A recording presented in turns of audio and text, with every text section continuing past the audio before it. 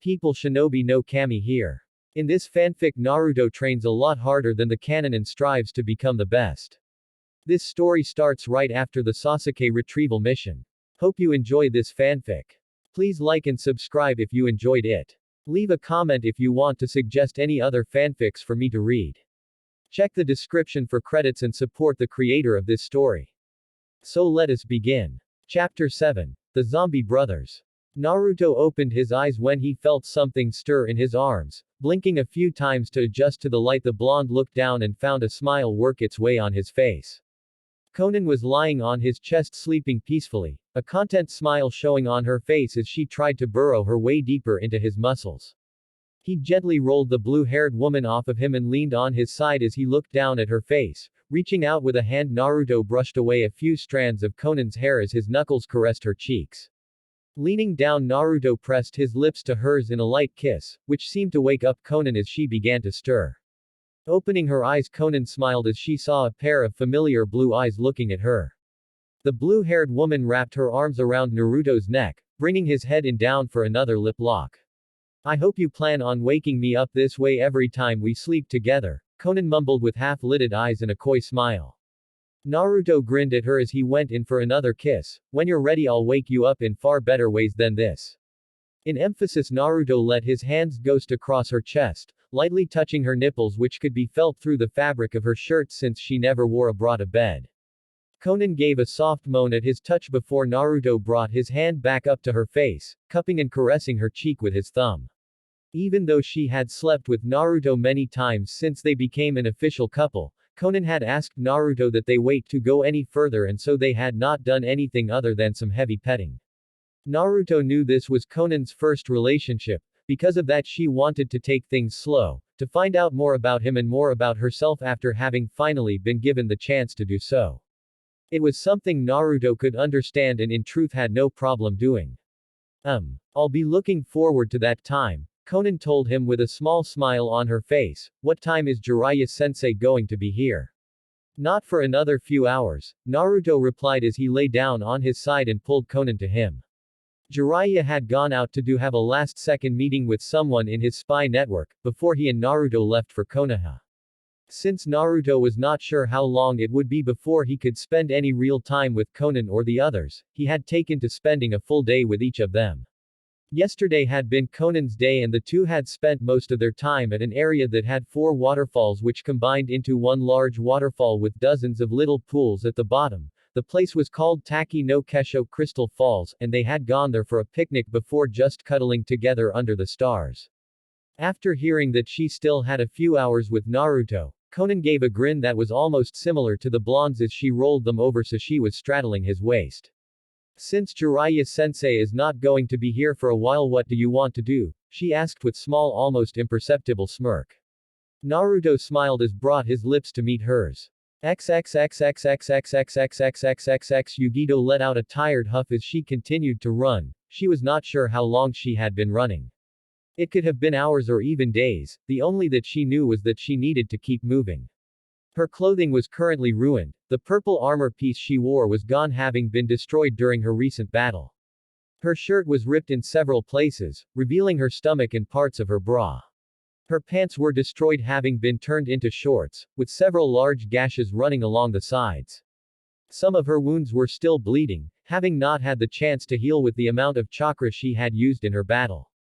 The blonde Kumo Jonin had just been returning from a mission when she had been attacked by 2 men wearing black cloaks with red clouds on them. Akatsuki. She was not quite sure just how they had managed to locate her, but she supposed it didn't matter. They had found her and demanded that she come with them. Knowing who they were and what they wanted, she had refused, and the two had proceeded to try and capture her. After her first battle with them, she had realized that she was at a serious disadvantage when fighting them out in the open. Knowing this, she had created a distraction and ran. Currently she was in a sewer system deep below a village several miles off the border to Kaminari no Kuni. It was her hope that she could get them in an enclosed space and trap them there. If she could do that, she was sure that she could take them out by playing to her strengths, but she knew not to underestimate the two. She had done that before when they first caught her, even knowing what group they belonged to, that had nearly cost her her life. The two were not only strange looking, but were also vastly more powerful than the average shinobi with an odd mix of techniques she had never seen and powers she did not know existed. One of them was a tan-skinned man with a bandana-like Hiraishin. It had a waterfall symbol with a slash mark through it showing he was a missing ninja from Takigakure village hidden in the waterfalls. His irises were a greenish color and pupil-less while the rest of the eyes were red. He wore a black mask leaving everything covered except his cheeks and eyes visible. The thing that got to her however were the 4 masks the man had on his back. If that was not odd enough, then the fact that those masks could detach themselves and fight independently certainly was. Not only that, but it appeared that each mask was linked to a specific element and the man would often combine 2 elements into a collaboration jutsu of some kind, making the fight not only 6-on-1 but also 12 times harder. The other person she was faced with was even weirder, despite being the more normal looking of the two. He had slicked back white hair with purple eyes, while he held a 3-bladed scythe in one of his hands. Despite this seemingly normal look, she had found out the man was anything but. When she had first attacked him he had been severely injured, with Yugito managing to puncture one of his lungs with her signature Keizuki assassination attack. Despite that injury, nothing had happened except for him to start cursing her out about how he was going to sacrifice her to Jashin. Apparently he had gained some form of immortality by becoming a zealot for a religion known as Jashinism. While Yugito had not quite believed what he had said, his religion was later proven to be much more than she had first thought. After making some kind of weird occult symbol on the ground, the man had proceeded to ingest her blood, which he had gotten with a lucky hit. As soon as he did, the man's entire appearance had changed. His skin turned black with a white exoskeleton over it. He had then used the scythe he had been carrying to impale himself through the leg, and somehow, much to the blonde woman's shock, that same injury appeared on her own leg. It wasn't hard for her to figure out that anyone whose blood he'd ingested became injured when he injured himself, so long as he was in the middle of that symbol. Knowing this, Yugito had used Nibi's chakra to and blasted the man out of the symbol, before ruining it and running. It was then she had headed into a village she recognized from the few times she had been there, and then headed straight for the sewers. Just a little bit further, she thought as she ran into an open room. Just as Yugito reached her destination, instincts kicked in, causing her to duck just as a large scythe passed through where she had been standing. Spinning around, she looked over to see the 2 that had been chasing her walking in, the scythe being yanked back into the white-haired man's hands. "That was pretty good of you to dodge, Neko-chan," he said with a grin, "though I am the slowest member of Akatsuki." "Careful, Hidan," said the one with the mask in a gravelly voice, "she might kill you, if you're not careful." Hidan merely smirked. "PFT, you know that's not possible. If she could kill me, I'd let her." Yugito took several deep breaths as she slowed her heart rate. "I'm going to make you regret underestimating me." She reached into her pouch and pulled out one of her kunai, which had an explosive note attached to it. At the same time, she felt a ring on her finger shift as it pressed against the fabric of her pouch. She recognized it as the proposal ring that Naruto had given to her about a month after the blonde had spent a week with her, to make up for being in the Ika Ika movie. Like Maze, it also had the seals on the underside, so that she could use it to call him when she needed him and never lose it. She personally did not want to get Naruto involved in this and possibly get hurt, but she knew he would not only be pissed if she did not call him, but that he was also more powerful than her. Besides that, she had promised Naruto that she would call him if she ever ran into Akatsuki. "Now I'm gonna show you why I'm the second strongest ninja in Kumo." Yugito threw a kunai at the gate behind them. The sharp sizzling sound was the only warning as the kunai exploded, causing the gate to collapse and the way out to be sealed shut. When the 2 were distracted by the explosion, she channeled some chakra into her ring, sending a single pulse to let Naruto know she needed him. XXXXXXXXXXXXX. Naruto stopped as he and Jiraiya were walking to their next destination. Jiraiya walked along for a little ways before noticing his student had stopped and was staring into space. Stopping as well, Jiraiya turned to look at him. "Naruto, is there a problem?" Naruto looked at his sensei. "One of my Hiraishin seals went off, the one with Yugito." "I'll see you later, sensei." Naruto disappeared in a yellow flash before Jiraiya could even speak. Just like his father, Jiraiya mused as he continued on his journey. XXXXXXXXXXXXXX. Kaiden. Zukoku. Fire release. Infinite hard work. Several compressed fire balls shot out of the mouth of the mask Yugito had come to recognize as the Fire One. The fireball soon turned into a large firestorm that enveloped the area in front of her. Fuden. Atsugi. Wind release. Severing wind pressure. A large maelstrom of pressurized wind was launched out of another mask, catching up to the flame and increasing its size and power. Yugito was just about to jump out of the way when a figure appeared right in front of her. The blonde woman smiled as she recognized the familiar mop of spiky blonde hair. Sweden. Sujinheki. Water release. Water encampment wall. As Naruto spread his arms out in front of him, a giant wall of water began forming from the moisture in the air. In less than a second he and Yugito were surrounded by water as the collaboration jutsu smashed into the protective shield. There was a hiss of steam as the two jutsu clashed, the fire jutsu trying and failing to overpower Naruto's water wall. When the fire was completely put out, Naruto pointed a finger at the two cloaked Akatsuki members. Sweden. Dabakufu no Jutsu. Water release. Great waterfall jutsu. The wall of water soon swirled around in a vortex before it launched itself at Kakazu and Hidan. The two jumped out of the way as the water drilled straight through the cement they were standing on. And you told me to be careful, Naruto said with a smirk as he turned his head to look at Yugito. Yet here you are picking a fight with Akatsuki. Really now, Yugi-chan, how hypocritical of you. It's not like I went out of my way to find them, Yugito mumbled in embarrassment about her own words being turned on her. Besides, I called you, didn't I? True, and I'm gonna have to find some way to thank you, as I was just getting bored from not having a challenge. Naruto grinned at her. So how would you like to go on a date later tonight, and then maybe afterwards we can take a nice trip to a communal hot springs?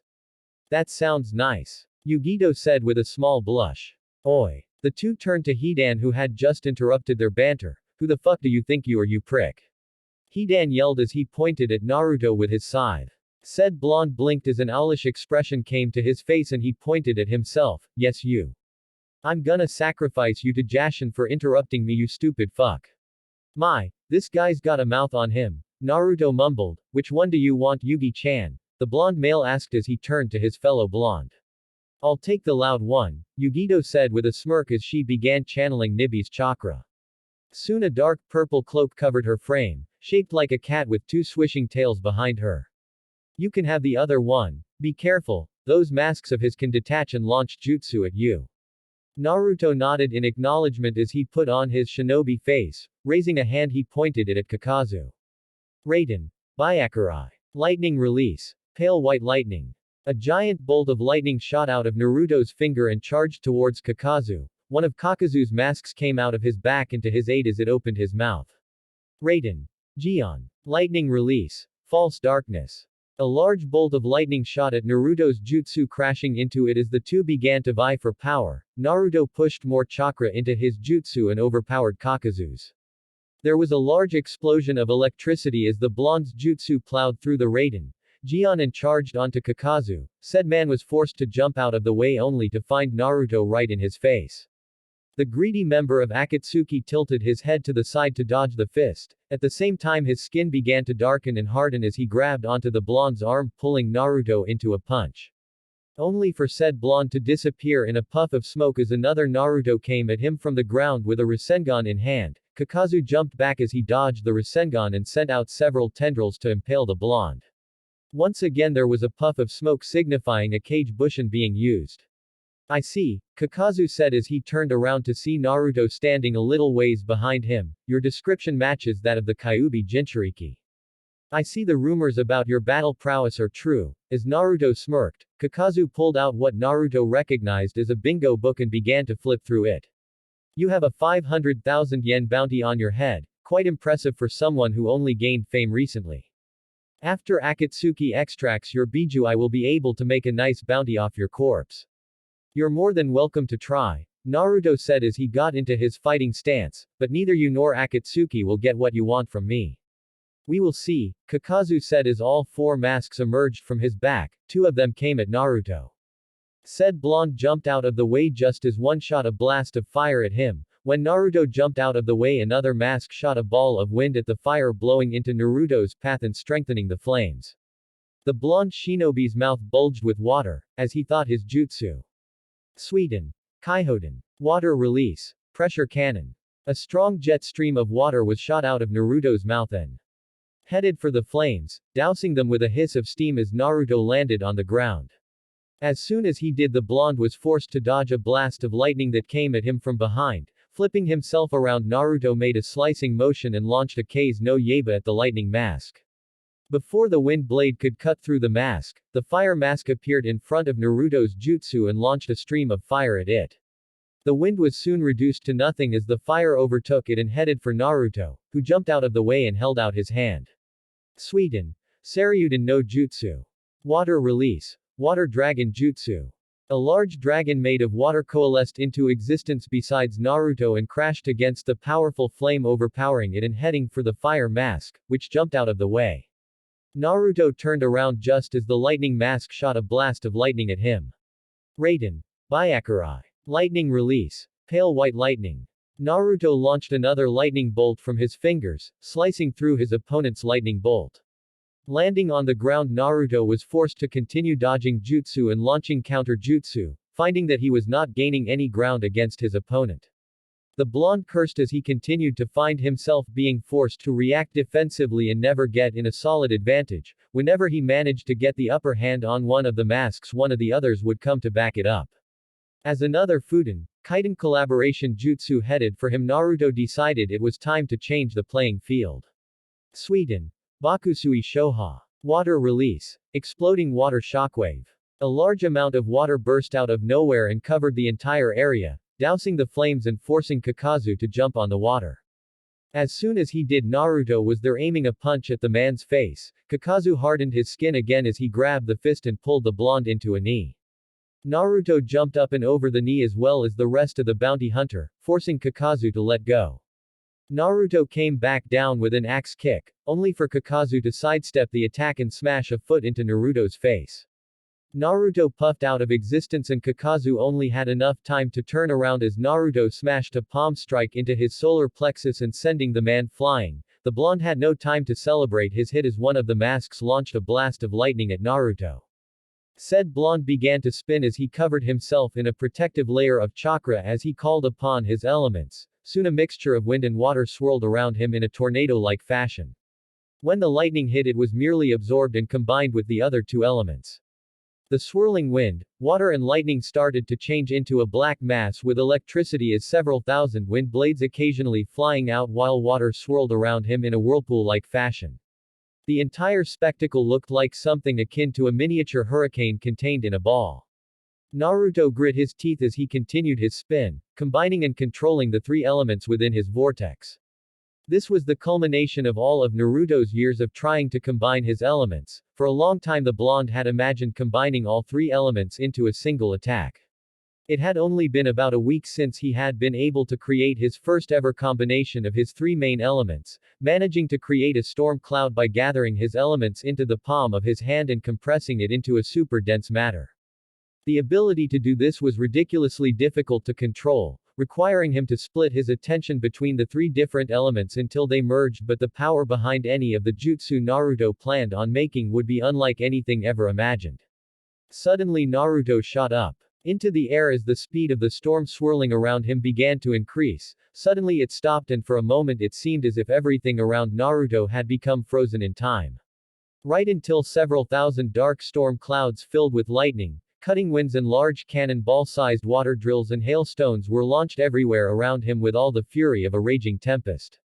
Two of Kakazu's masks were completely annihilated. The lightning mask and fire mask were unable to get out of the way in time and suffered what almost seemed to be the wrath of an angry god, as the maelstrom of power tore into them. In the center of this power blast was Naruto, who had his arms and legs splayed out, using his chakra to fuel the raging storm. XXXXXXXXXXXXXX Yugito dodged another reckless swing from her opponent as she tried to find a way around Hidan's guard. However, despite the man's style being completely reckless and having no form whatsoever, it was also too unpredictable and therefore impossible for the blonde woman to find a way around. Yugito was forced to jump over a horizontal slash from her opponent. Landing on the ground, she went through several hand seals and slammed her hands on the ground. Raiden. Ikazuchi Hakai. Lightning release. Thunder destruction. Yugito sent an enormous bolt of lightning which tore through the ground towards Hidan. Said immortal jumped out of the way. As soon as he did, Yugito jumped into the air and tried to claw swipe him. Hidan swung his scythe and impaled her. Only for Yugito to explode in a shower of electricity. Fuck. Hidan cursed as he landed on the ground, shaking as sparks of lightning ran through his system. Keizuki. Hidan managed to recover and jumped back as Yugito slammed into the ground where he had been, creating a large explosion from the fire jutsu she had created. Yugito jumped away as Hidan tried to close in on her once again, swinging his scythe, ducking under a slash before she was kicked in the face. Yugito flipped through the air as she went with the blow, landing on her feet a few meters away as she began going through more hand signs. Raiden. Ryuden. Lightning release. Lightning dragon.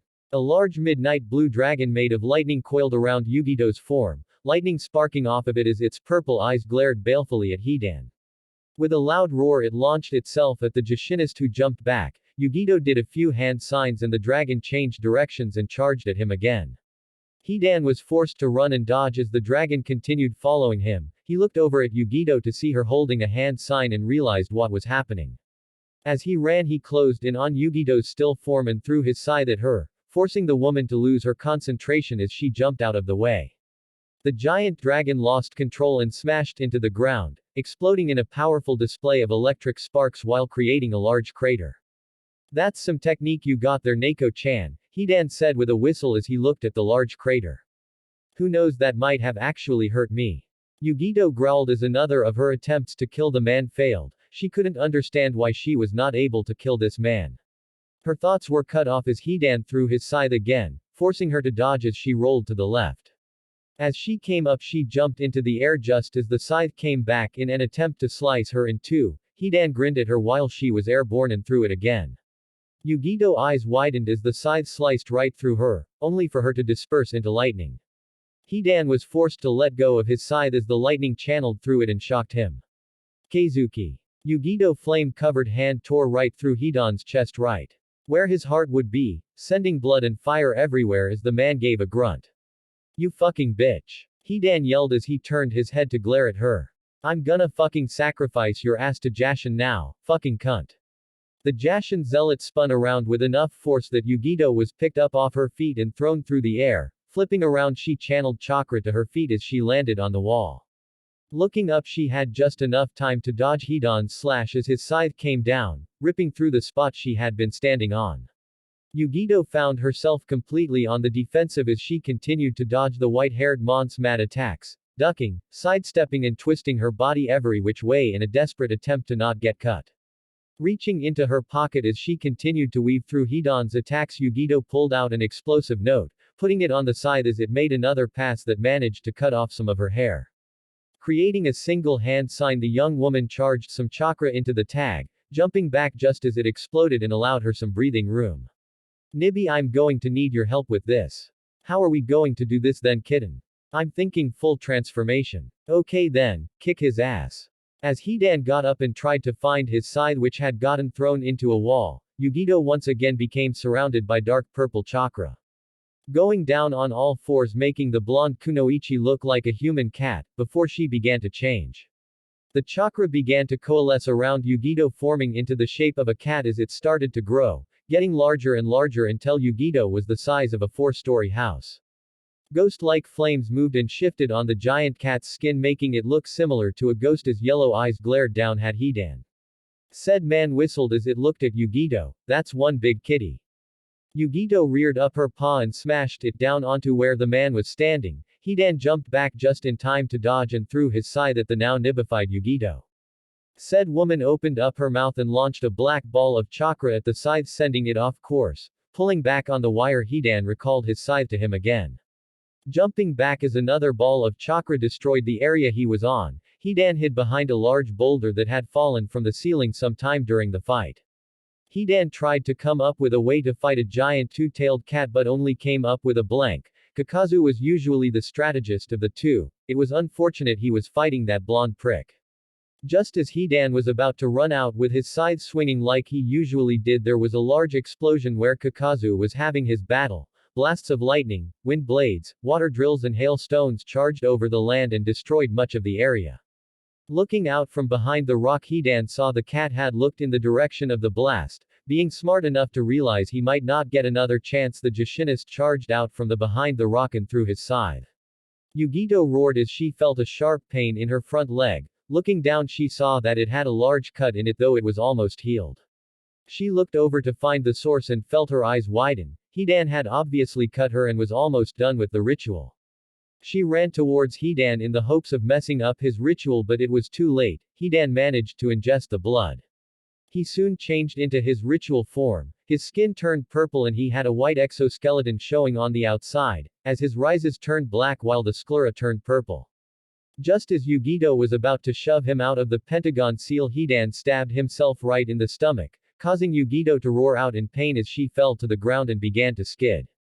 Across it, Yugito's form began to shift back to her original state as she curled around her stomach, which despite Nibi trying to heal was bleeding profusely.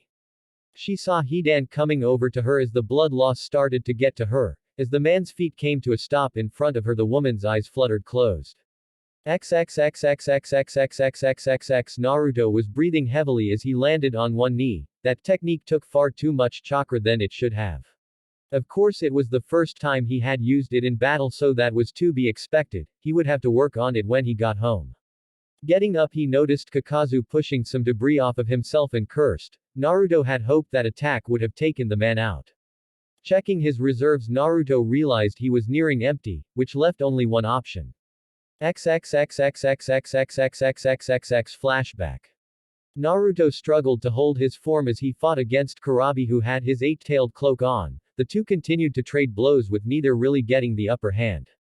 Despite it being fairly hard to keep control, Naruto felt he was doing pretty good, right up until the point where he was sent flying from a powerful kick as B screamed out, "Lariat!" Landing on the ground several feet away. Naruto's form was cancelled as he ran out of juice. Yugito came to his side and helped him sit up as Killer B walked over to him. "It looks like four tails are as far as you go, you're gonna have to work on that, yo." Naruto saw Yugito eyebrow twitch but was thankful that she did not get violent right now. "I understand, so I'll just have to use this pretty much as a make it or break it jutsu then." "Still, you did pretty well," Yugito complimented with a smile. "It took me years to get up to 2 tails with Nibi, and you're up to 4 in less than 6 months, so I'm sure you'll get it sooner or later." Naruto grinned. "Thanks, Yugi-chan." Flashback end. XXXXXXXXXXXXX. "Hey Kyuubi, I need some of your chakra to deal with these guys." He heard a humph in his mind. "I can see that, Ninjin. Very well, so long as you do not make me look like a fool, I will lend you my power." Naruto sighed as he felt Kyuubi's chakra start to course through him and was about to start bringing out more when a voice called out, "Oi! Kakazu, I got that bitch we're after." Naruto looked over and saw Hidan carrying an unconscious and bleeding Yugito slung over his shoulder. The blonde shinobi felt his eyes widen right before they narrowed in anger. Red chakra began to bubble up from Naruto's skin as he started to let his anger get to him, bringing out more of the Kyuubi's chakra than he had intended.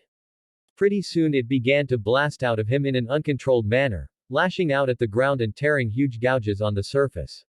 Naruto's breathing got heavier as his whiskers began to thicken, while his nails turned into claws and his eye went from blue to red with black slits running down the middle.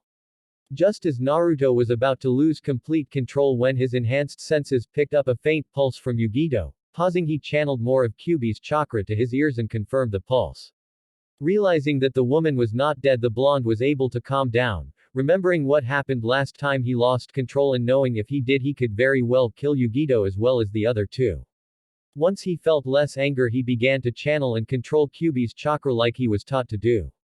Naruto created a small layer of his own chakra as Kyuubi's began to lay over him like a second skin and covered his entire form from view. Unfortunately, he had used most of his chakra in the battle already, so he would not be able to maintain the form for long, but hopefully it would be enough. The vile chakra soon began to take the shape of a fox, looking more like skin than the standard Biju cloak. Behind him were 6 fox-like tails flailing about in an agitated manner, almost as if they had a mind of their own. Naruto's eyes were now completely white and he had a row of sharp-looking fangs and a large fox-like exoskeleton covering his frame. All in all, he now looked like a fox with its muscles and bones showing. Before either of the two could even so much as move, Naruto appeared in front of Hidan and sent him flying back with a crushing punch to the solar plexus, causing the man to fly back as he let go of Yugito. Naruto appeared right under her as she came down. The red chakra pulled back from his hands and arms as he caught the unconscious Yugito. Disappearing again, he repapered and set her down on the far side of the room, creating Kage Bushin to watch over her before he disappeared again. Hidan felt his eyes widen as Naruto appeared right in front of him and speared him with his claws and the six tails behind him, channeling as much of Kyuubi's chakra as he could. Naruto watched in satisfaction as the man's skin, blood, bones and muscle began to literally dissolve with a hiss of steam. It was well known that a Bijuu's chakra was like a deadly poison to humans who have not been acclimated to it. However, what was not as well known was that Kyuubi's chakra, being the strongest, was almost like an acid to humans, and if a concentrated enough dose was injected into them, would literally destroy a person's body. The blonde paid no attention as Hidan screamed and cursed him. When the man was nothing more than a head with a few bones, Naruto took two tails and impaled it through Hidan's eyes and out of the back of his head. With a strong tug, the tails split the head in two before the rest of the tails speared them again, making sure Hidan would never be able to return. Naruto jumped as a blast of water was shot at him. Looking over at the water mask, Naruto thrust his hand forward as a large red chakra claw shot out. The mask could not be recalled in time as Naruto's chakra claw grabbed it. The mask was dragged towards Naruto. As soon as it got in range, Naruto impaled the thing through the mask with his tails, cracking the mask as he lifted it up before tossing it away like a rag doll.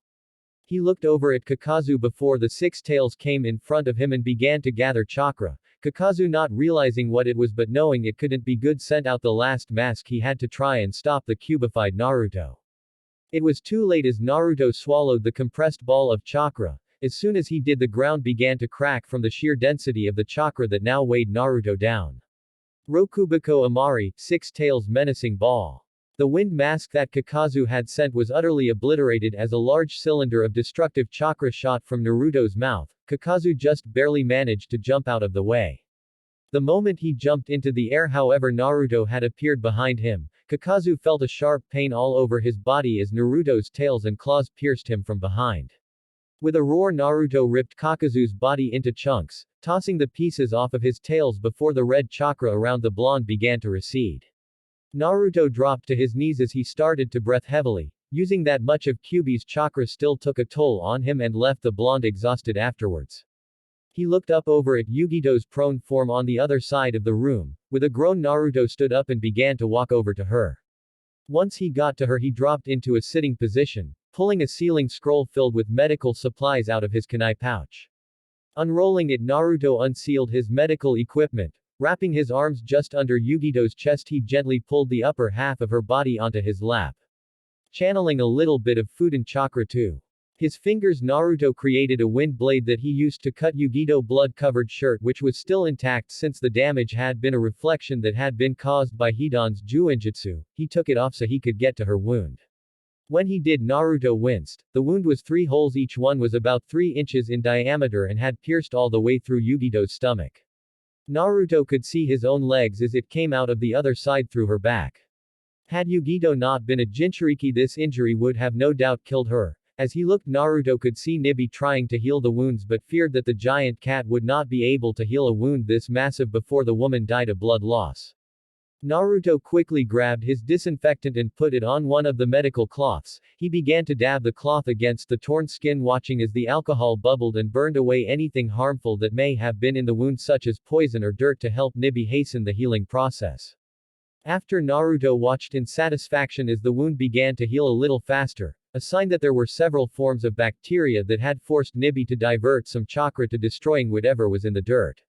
Grabbing the tube for his medical cream and a large amount of bandages, Naruto began to apply them to the young woman's torso. Since Yugito was a Jinchuriki, Naruto dumped an entire bottle of his healing ointment on the bandages rather than a small dose to hopefully help Nibi hasten the healing. The blonde shinobi put a hand to the neck and checked for a pulse. Noticing it was dangerously slow, he began to double the pace of his work. "Come on, Yugito, you have to pull through this for me." Naruto mumbled, unaware that several tears had leaked out of the corner of his eyes as he worked. If she did not make it through this, he would never be able to forgive himself.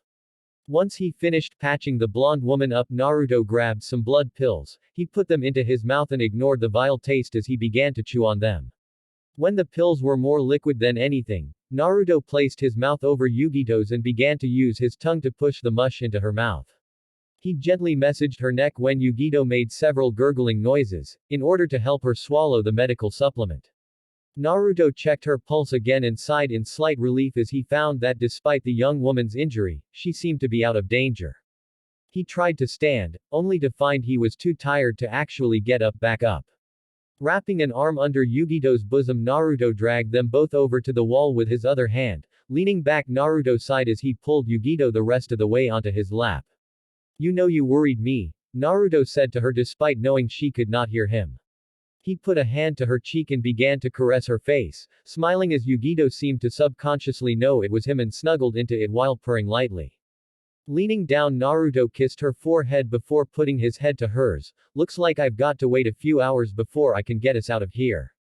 He closed his eyes as he thought about the battle. Had it not been a last resort, he would have never used Kyuubi's chakra.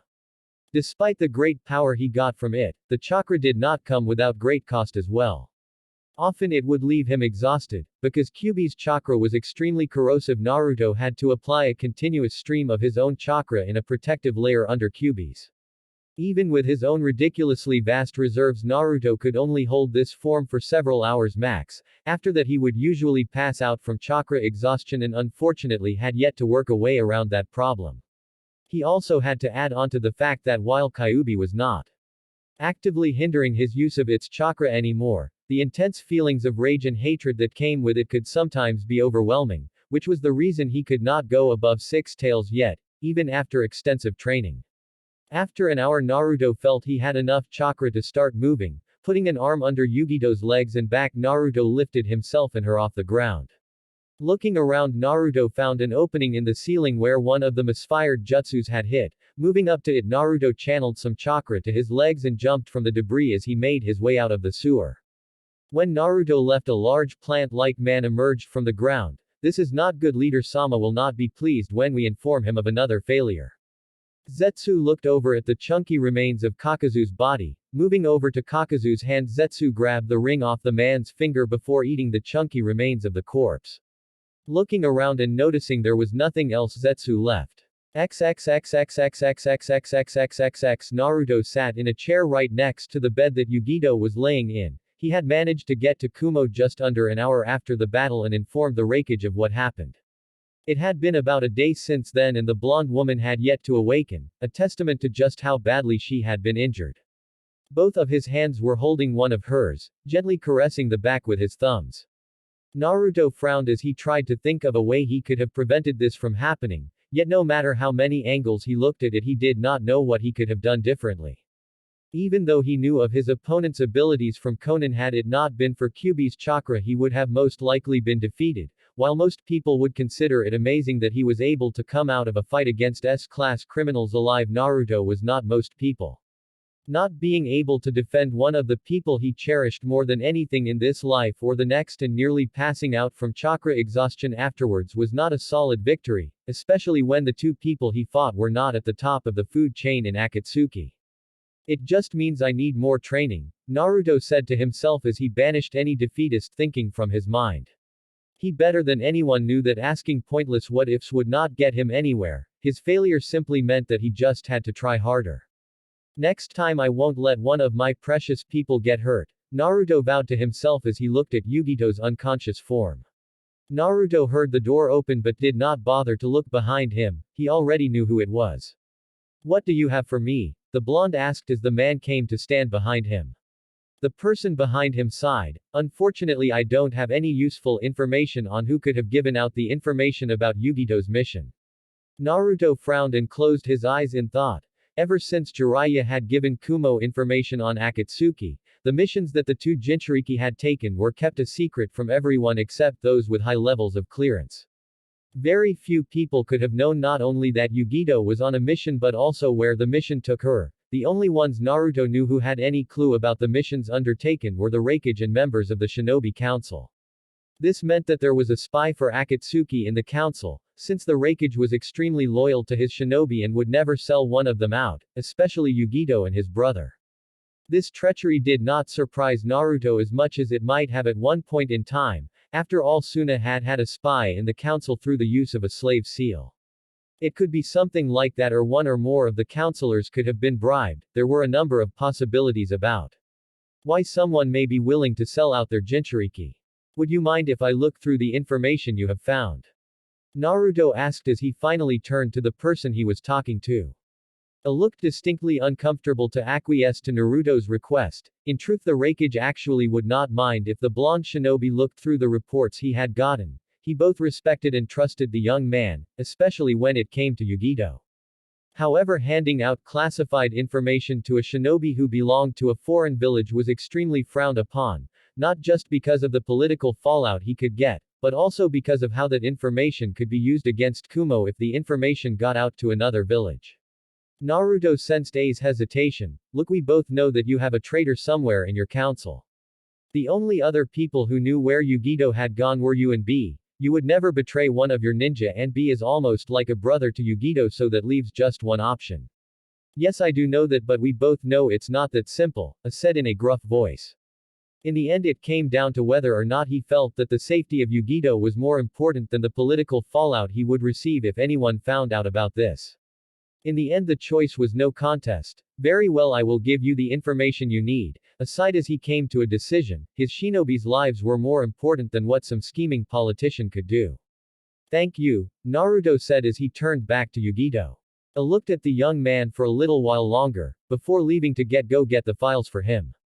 XXXXXXXXXXXXXX. Jiraiya set down his empty dish of sake as he sat at a bar in a village just inside Ki no Kuni. Grabbing the bottle next to him, he filled another glass and drank.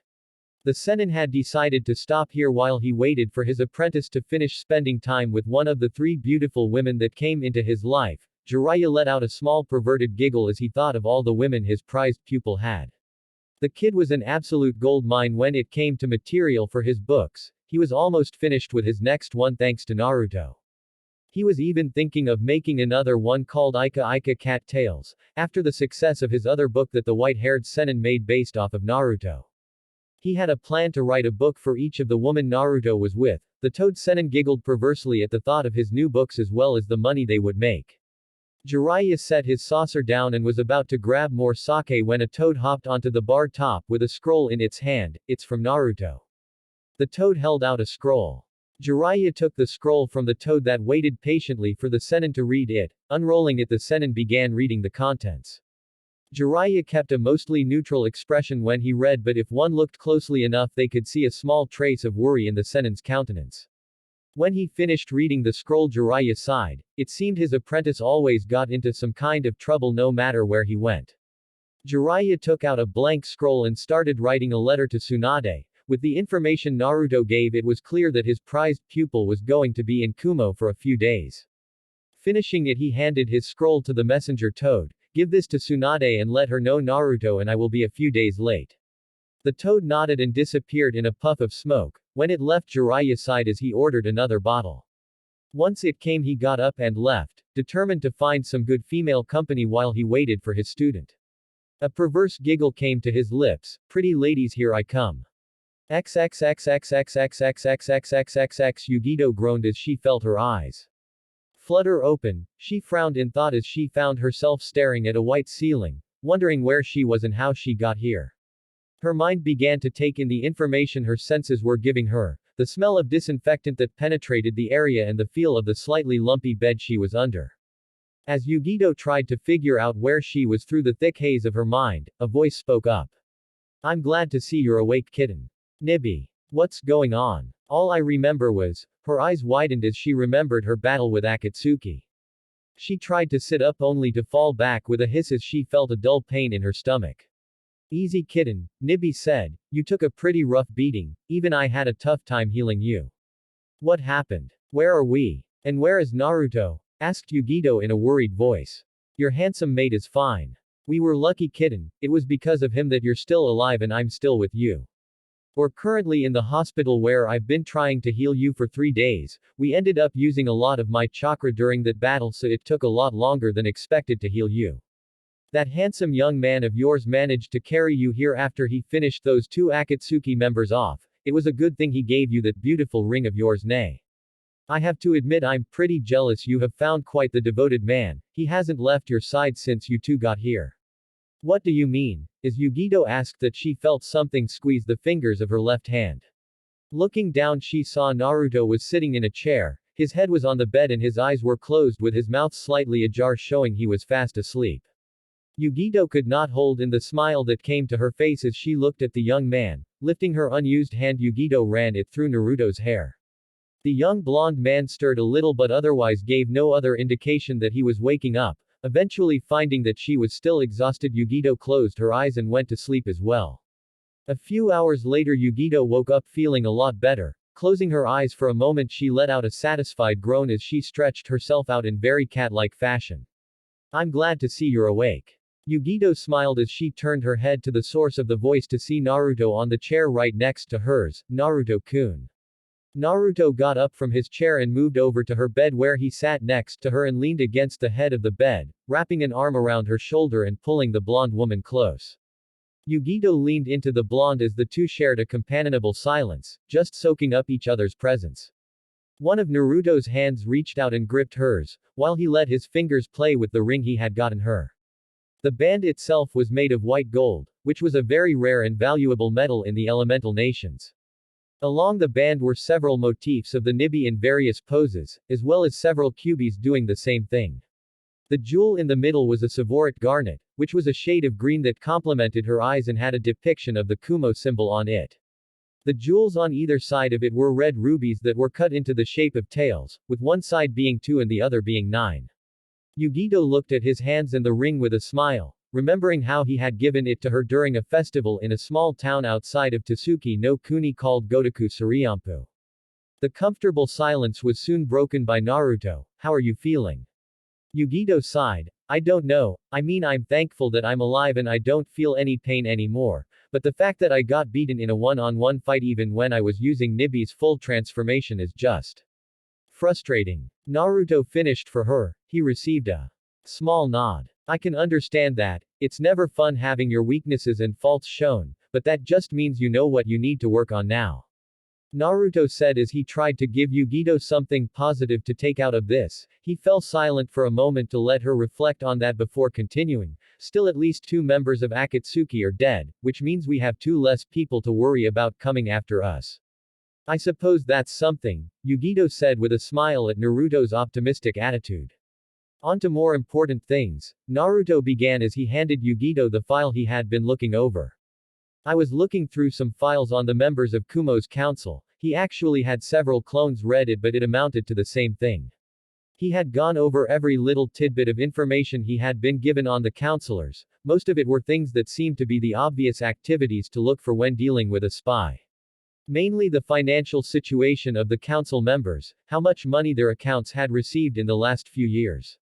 As well as any trips one of the council members went on, including trips for both business and pleasure. Most of that had led to a dead end. In Kumo people rarely ever got out of Kaminari no Kuni except for the council member who was in charge of the Merchants Guild, and he went on so many trips that Naruto was unable to keep track of them. Naruto had also checked his own spy network and found that whoever it was had no other allies within Kumo. The spy had not gone to any of the other members of the council as none of his seals had picked up conversation about Akatsuki or Yugito within or around the council chamber. Naruto had then been forced to check more personal information about individual members, finding any intel he could ranging from personal beliefs to even personal hygiene, wanting to ensure that he left nothing out. It was there he had found a single lead. Kotake Mushibata had been a standing member of the council for 16 years, and had at one point been an extremely loyal ninja. Before joining the council he had been one of Kumo's top jonin and even been a candidate for the position of Raikage, however had been chosen for the position both because of his prowess on the battlefield where he had been able to match Minato Namikaze for a short time with his Raiden no Yoroi lightning release, lightning armor, and also because his little brother Kurabi had been chosen for the sealing of the 8 tails. After the third Raikage's public fallout and A's succession, Kotake had become disgruntled, opposing many of A's ideas, specifically the Raikage's decision not to go after the Byakugan after the Hyuga incident. It had become even worse after Killer Bee's sudden rise in fame and popularity, going from Kumo's hated demon to the Guardian of Kumo, a title that had been bestowed upon him by the people of Kumogakure due to his constant desire to protect them. As time went by, the man's beliefs had begun to get so bad that most people on the council ignored him, something that had seemed to irk the man to no end. However, the most interesting piece of information Naruto had found was that Kotake had a single case of attempted rape on him that had been filed about 8 years ago. Fortunately, it was stopped before he could actually do anything. That in itself would not have gotten his attention. After all, rape was one of the most common crimes amongst ninja. What made this suspicious was because of just who Kotake had attempted to rape. Naruto reached over onto the table near the bed. Grabbing a folder, he handed it to Yugito. Yugi-chan, I want you to flip to page 56 and tell me what you know about the man in there, Naruto said. Yugito looked up from the folder to look at him for a second before doing as asked. Flipping through the pages, Yugito got to where Naruto told her and could not hold in her gasp. The file had the picture of a man with dark red hair, dark skin and black eyes. This man is. Yugito dropped the folder and closed her eyes as she remembered the night that man had almost raped her. The way the man had used some kind of seal to cut her off from Nibi's chakra, before she had the chance to retaliate and knocked her out. Waking up tied to a bed and having the man rip her clothes off, claiming she should be honored to serve him since that was all demons were good for. While Raikage-sama's Volt had managed to rescue her before anything could happen, it had still taken a year's worth of counseling sessions before she would let a man other than A and B near her. It did not help that the council had been comprised of several supporters of the Third Raikage at the time, and had enough pull during that period that they had been able to get Kotake off with a year in prison and a warning. Afterwards, he had merely reclaimed his position on the council, through some kind of political loophole in Kumo's charter. She was jerked out of her thoughts as she felt an arm tighten around her waist. Turning her head and looking up, she saw Naruto staring at her with a concerned expression. Are you alright? He asked as he grabbed the folder and closed it. Perhaps it had not been a good idea to show her that. Yugito bit her lower lip as she blinked back the few tears that fell from her eyes. Leaning into Naruto, she buried her face in his shirt. Knowing she needed to be comforted, Naruto pulled her closer to him, and shifted her position so she was lying in between his legs. He gave her a chaste kiss on the head. I'm sorry, Naruto apologized in a small whisper, I probably shouldn't have showed you that. It's okay. Yugito shook her head with her face still in Naruto's shirt. It's just. I tried to forget the time when he tried to rape you. Naruto finished for her and received a small nod in the affirmative. I was 13 when it happened, Yugito said as she brought her face out of his shirt to lean it on his shoulder as she told her story. I won't claim that I had it as bad as other Jinchuriki. While most people have always been weary of me and kept their distance, I was never outright hated. However, there were a few people who completely despised me for what I hold. People like Kotake? Naruto asked. Yes, Yugito nodded. I had just been promoted to Jonin that day and was still fairly naive about the world. I had been on my way home when he stopped me to supposedly congratulate me. He was a council member, so I had no reason not to trust. Before I knew what was happening, he slapped something on my forehead and felt Nibi's chakra draining from me. The next thing I knew was waking up tied down to a bed and a small sob shook Yugito's body as she was unable to finish the sentence. Naruto's arms tightened around her form. Shish, you don't have to say any more. Naruto put a hand under Yugito's chin and tilted her head up. Leaning down, he gave her a chaste kiss on the cheek just offside of her lips. I doubt that man will be living much longer anyway. What do you mean? Asked Yugito as blinked away her tears. I mean, I was looking for any information that might give me a lead as to who let slip where your mission had taken you, Naruto replied as he picked up the folder. Most of what I ran into were dead ends, but there were several discrepancies that I was able to find on Kotake, including his known hatred of Jinchuriki and his attempted rape on you. My guess is that Akatsuki somehow knew this and approached him a while ago. Naruto shrugged his shoulders. Anyways, I'm going to suggest to have the man interrogated. If he does prove to be guilty, he'll be put to death for treason. What if he's not? Questioned Yugito, worried that this may make him do something drastic to her in retaliation.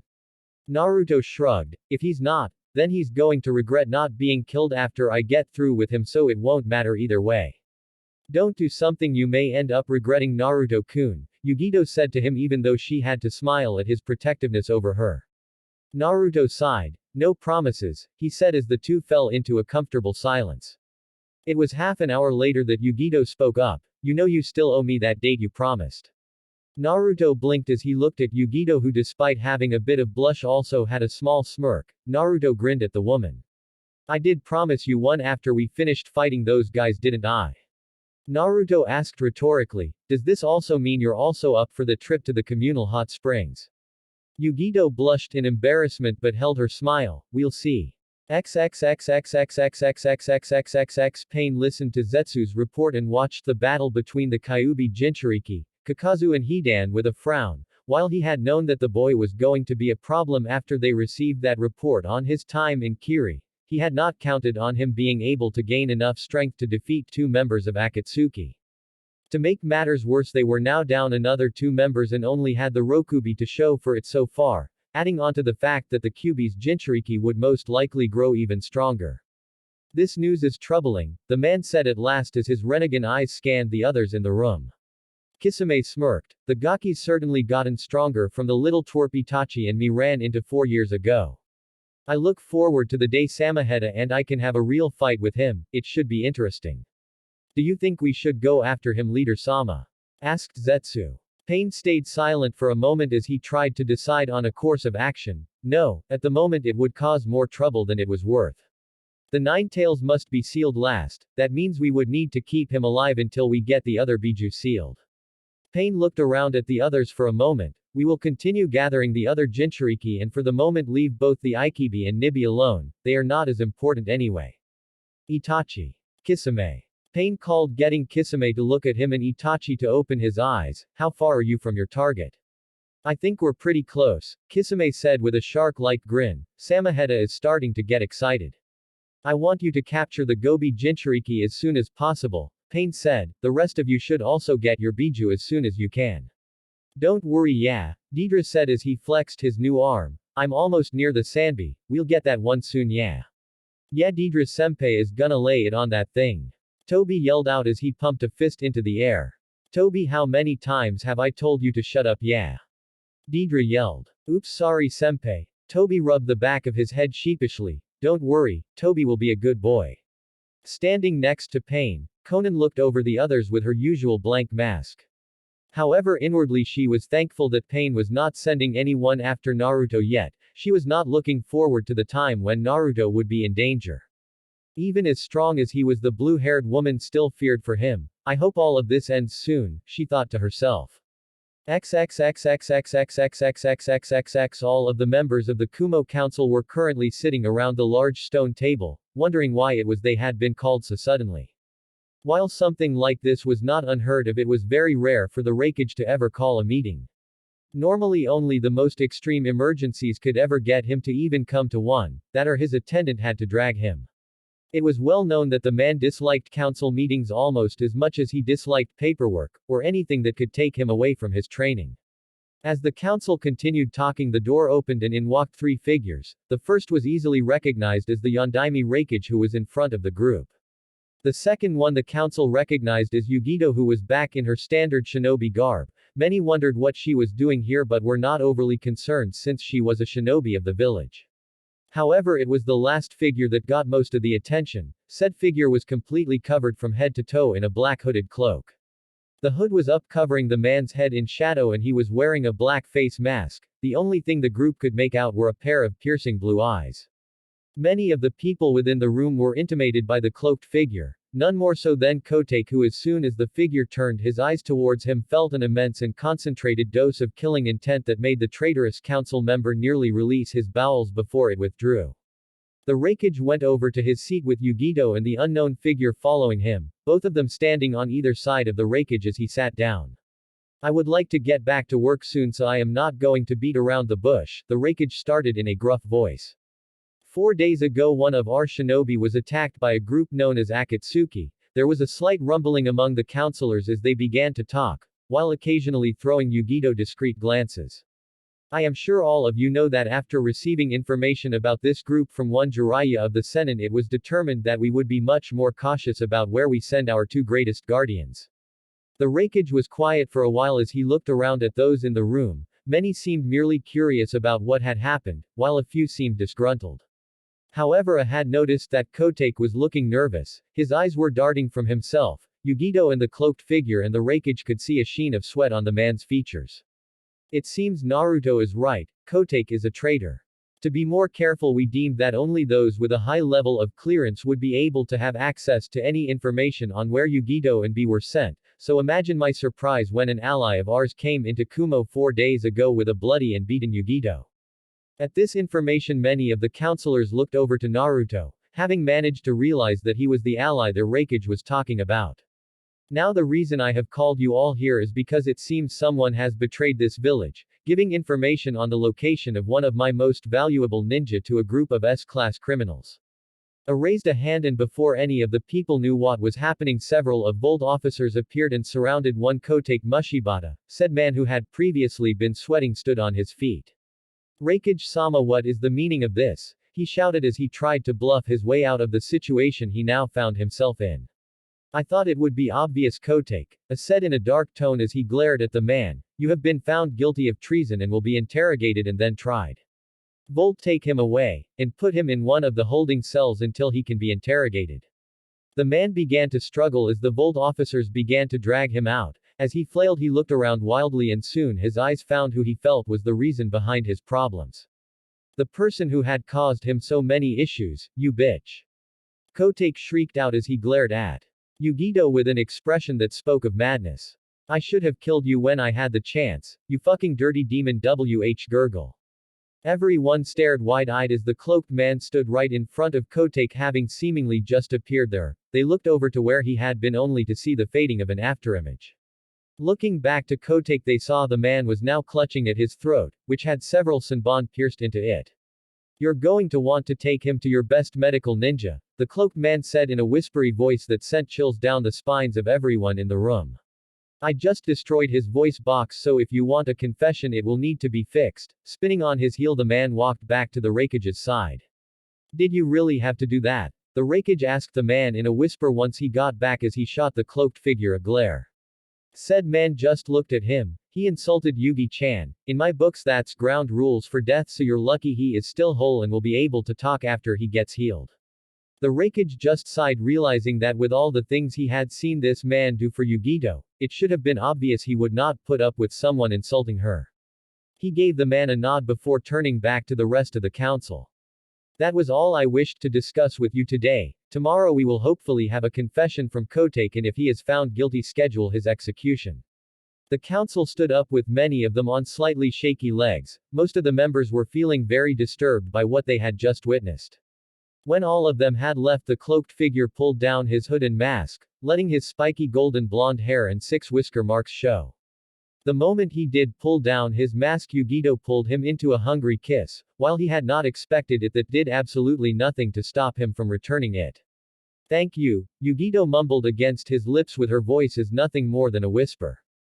Naruto pulled back from the kiss and gave the young blonde woman a happy smile. You know, there's no need to thank me.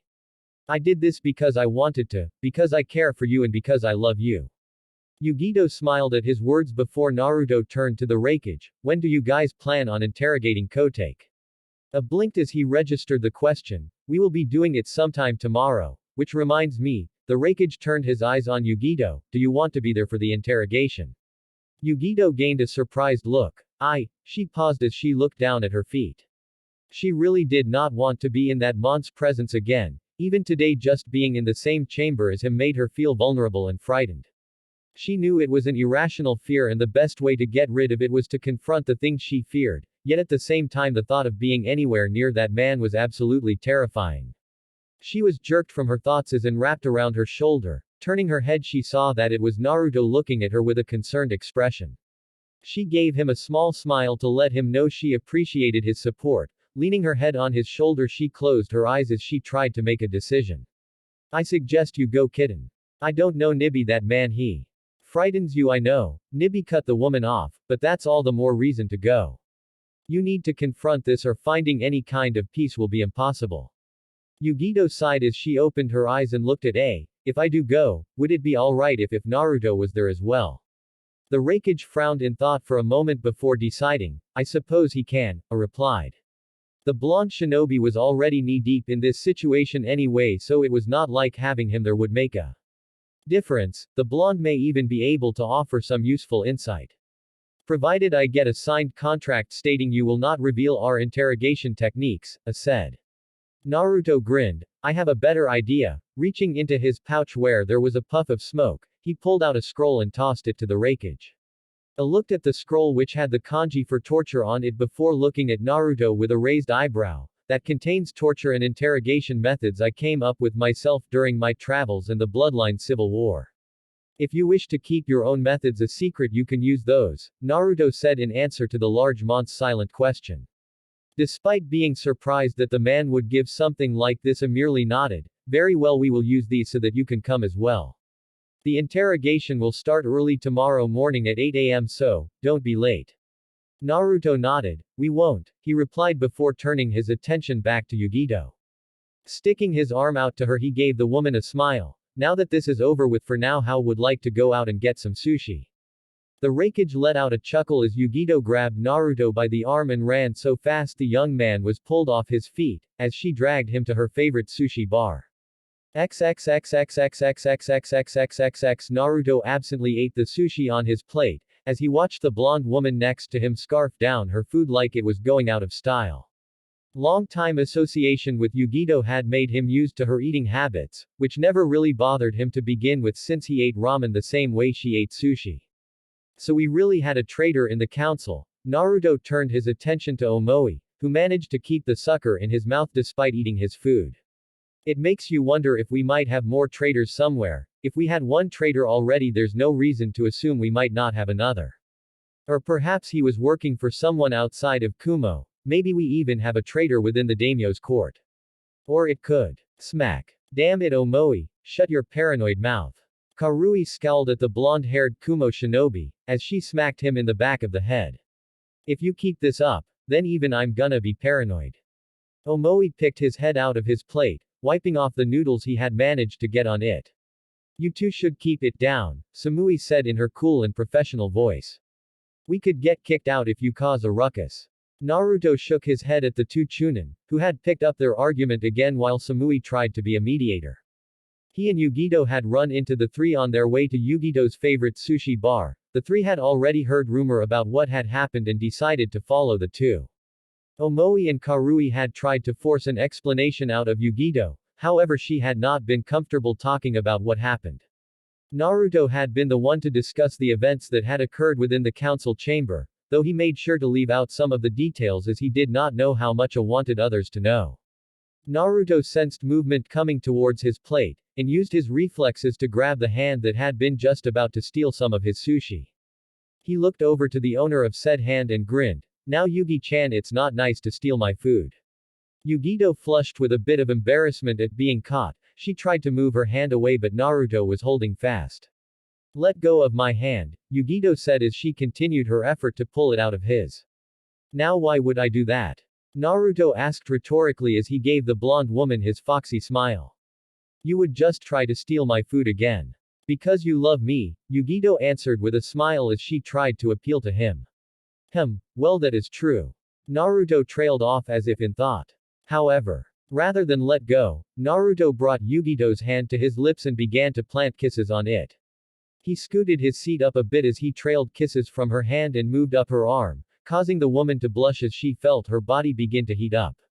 Finally Naruto was right next to her. Yugito found herself leaning into him as he wrapped an arm around her shoulder.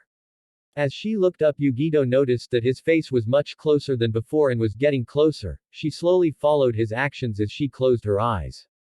Just as their lips were about to touch, a cough interrupted them. Yugito blushed in embarrassment while Naruto was grinning like a fox, as the other three they were with stared at them. Not that I don't mind you guys doing that, Karui said with a large blush. It was the first time Naruto had heard her speak without yelling. But you, if you're going to, you should really get a room. While Yugito blushed, Naruto just smirked. You know you guys didn't have to come with us. Or if we're making you uncomfortable you could just leave. Naruto suggested. Karui sputtered for a bit before she glared at him. This is a public restaurant, you can't go sucking face here. Naruto merely grinned. I think you're just jealous that Yugi-chan got a totally awesome and sexy man like me and you don't. That's it. Karui yelled with an embarrassed blush as she tried to lunge across the table, however she was quickly restrained by both Samui and Omoi. You need to calm down Karui, be more like our large-breasted leader, Omoi grunted as he was elbowed in the face. Shut up. I'm gonna kill him. Karui yelled as she tried to kick the two off of her. Yugito shook her head and sighed, wondering how she ended up with such an unusual group of friends and an even weirder fiancé. You know you love it, Nibby spoke up in her mind, at least nothing's ever boring. Not now Nibby, spoilsport. XXXXXXXXXXXXXXA. Yugito and Naruto stood behind a large one-way glass window. On the other side was Kotake and one of the Volt members who specialize in interrogation. Kotake looked like he had been roughed up the night before. The man's arms and legs were currently bound to a metal chair that was bolted to floor. He had several cuts, bruises and contusions on his face, his left eye was swollen shut and black and his lips were split. Naruto knew it was standard procedure to beat a prisoner before the interrogation started in order to weaken their resistance, while he himself had never done that since he was on the road and never actually took prisoners. He had seen it during the war when he was forced to participate in a few interrogations. Kotake, we can do this the easy way or the hard way, the Volt officer, a man with spiky black hair and several scars going from the top of his brow to his lower cheeks, said. I'm not gonna tell you shit. Kotake screamed as blood and spittle came out of mouth. You stupid demon lovers can all go to hell. The scarred man shrugged before taking out the scroll the Raikage had given him. Very well, the hard way it is, he said. Going over to a table, the man unrolled the scroll and unsealed its contents, revealing several dozen odd-looking pins. The odd pins were sharp at the bottom point and around the middle, split off into two fairly decent-sized chunks of metal with red tips. Altogether the device was about 5 inches long. Another thing the Volt officer noted were all of the seals which were on the pins, running along their entire length. Kotake's eyes widened as the scarred man grabbed several of the pins and a small metal pole with 8.2 inches radius and a length of 5 inches and began to walk up to him. Trying to feign courage, Kotake laughed. What are those things? Some kind of new acupuncture treatment. The scarred man grinned. Something like that. He had read what these were designed to do last night and could not help but admit that he was impressed. Whoever had come up with this way of torture was a genius. As soon as the scarred man got close enough to Kotake, he jabbed one of them in the man's shoulder, right between the joint where the humerus bone connected to the ball socket. Kotake gave a wince as a sharp jolt of pain stabbed through him, but still decided to use whatever bravado he had left. HMPH, that's it. I guess I shouldn't expect much from an incompetent fool like you. The scarred man said nothing, merely took the small metal pole and as gently as he could tapped both of the protruding pieces of metal on the pin while channeling chakra through them. There was a small ding before Kotake let loose a large scream of anguish. Jigra. These pins are designed to unleash 65 volts of lightning when I channel chakra through them, the Volt officer told the man. It tends to screw up the nervous system and cause a lot of pain. Add on to the fact that the vibrations from the pin is grinding against your joints and you can see why it would not be very comfortable. Ha. Kotake laughed, though it sounded more like a pained wheeze. You think this is painful? This is nothing. The Volt officer merely added another pin, this one set in the socket joint between the humerus bone, the radius and ulna. Taking the metal pole, he tapped both of them, getting an even louder and more pained scream from the man. Did you know that water is a natural conductor for lightning? The scarred man asked in a conversational tone as if discussing what to have for dinner tonight. The human body is made up of 90% water, which naturally makes it easier for lightning to travel through your body, but you should already know this, right? As if to emphasize his point, the scarred Volt tapped both pins again, eliciting another yell from the man as electric currents flooded his nerves and the vibrations of the pins and movements Kotake made caused his socket joints to vibrate and grate against each other. Quite painful, isn't it? All of this can be over soon if you just tell me what I want to know. The Volt officer said in the same calm tone he had used since the interrogation began. Fuck you. Seems I need to add another one. Yugito watched with an odd sort of fascination as the man used those odd pins which had to cause excruciating pain, if the Kodake's screams were any indication. While she knew about torture and interrogation, Yugito had never done it herself. Her main job had always been either assassination or search and destroy missions. As she looked at the man whose screaming seemed to have increased in both frequency and volume, the blonde woman could not hold in a small wince, while a part of her could not deny that she felt good seeing someone who had tried to rape her in excruciating agony. Another felt sickened at seeing the man in pain, as well as the fact that she enjoyed seeing him in such agony. She was knocked out of her thoughts when she felt a hand move into hers and give it a gentle squeeze before lacing its fingers with her own. Turning her head, she saw Naruto giving her a supportive smile, even though he himself did not like watching others tortured, no matter who they were. Yugito gave him a small smile of gratitude for his support as she turned her attention back to the INT session. Bastard. Kotake breathed out as the intense pain he was in finally stopped for a moment. The man currently had 6 pins stuck in him, and while nothing else had changed on the outside, on the inside his body felt like it had been dipped in molten lava. Still not ready to talk, asked the Volt officer as he grabbed another pin. Kodake's eyes widened as the man grabbed another pin. Each time one was stuck in him, it seemed to increase the pain by several fold. The man was just about to stick another one in him when, alright. I'll tell you. The scarred man pulled the needle back. Well, I did sell out both demons to Akatsuki. They offered to pay me a lot of money and I was more than happy to do it, Kotake started. But that's not all, I was also asked to gggrraahhhhh.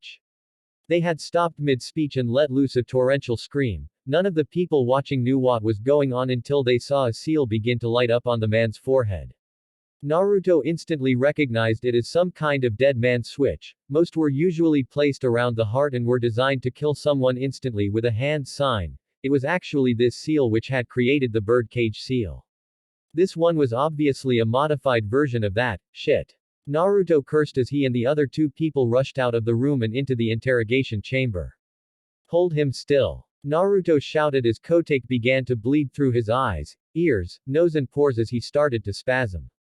The scarred interrogations expert grabbed the convulsing man as Naruto ran up to him. After inspecting the man, he forced Kodake's mouth open and for just a moment saw a seal on the man's tongue before it disappeared. As it did, Kodake's convulsing stopped. Checking the man's pulse, he confirmed that Kotake had died. He's dead, Naruto announced. It looks like a modified version of a dead man's switch. I'll have to take a look at it later to figure out what it was exactly. Damn. Naruto cursed as he punched his open palm. He barely gave out any information. That's true, the Raikage said, but what we do have is quite valuable, and if I heard right, he was going to sell out B2. Yeah, but since he's dead, that does not really help the situation. Naruto gave a sigh as he ran a hand through his hair. I'm going to study the seal designs I saw and see what I can make of them. I'll return with the info sometime today or tomorrow. Okay, I appreciated you doing this, the Raikage said. Naruto waved it off. Not at all. Yugi-chan is important to me, so anyone or anything that threatens her is my enemy. Yugito blushed at the comment, while the Raikage laughed and the scarred interrogator merely looked amused. XXXXXXXXXXXXX. A day later, Naruto found himself knocking on the door to the Raikage's office. Come in. Opening the door, Naruto entered to find a lifting weights like he always does when at work. I have the information on the seals. The Raikage dropped his weight as he sat up and put his hands on the desk. Excellent, what have you found out? Naruto unrolled a scroll and put it on the Raikage's desk. On it showed 2 seals. The Raikage was able to recognize the seal on the left as the one that appeared on Kodake's head when he died. The second one, however, he did not recognize. The first seal I'm sure you recognize, Naruto began without preamble as he pulled up a seat. It's the dead man's switch and is normally specifically designed to stop the heart through the use of a hand sign. This one, however, has been heavily modified. Where the other was designed to stop the heart in one go, this seal's function was to not only stop the brain from functioning but also destroy the entire brain starting at the frontal lobe. That would confirm what the autopsy on Kotake showed, said as he confirmed Naruto's theory. When the morticians had gone over Kodake's body, they had claimed that the entire brain had been liquidated. Naruto gave a nod of acknowledgement before continuing, however the seal was also linked. Here Naruto pointed over to the other seal, to this one, whose main purpose was to activate the dead man's switch, whenever Kotake began to talk about a specific subject. We can assume that since he had been about to give us information on Akatsuki, that they were the ones who put the seals on him, though he did not seem to know that. What Naruto didn't mention about all this was that the kind of work required to modify and link the two seals together was impossible for many people to do.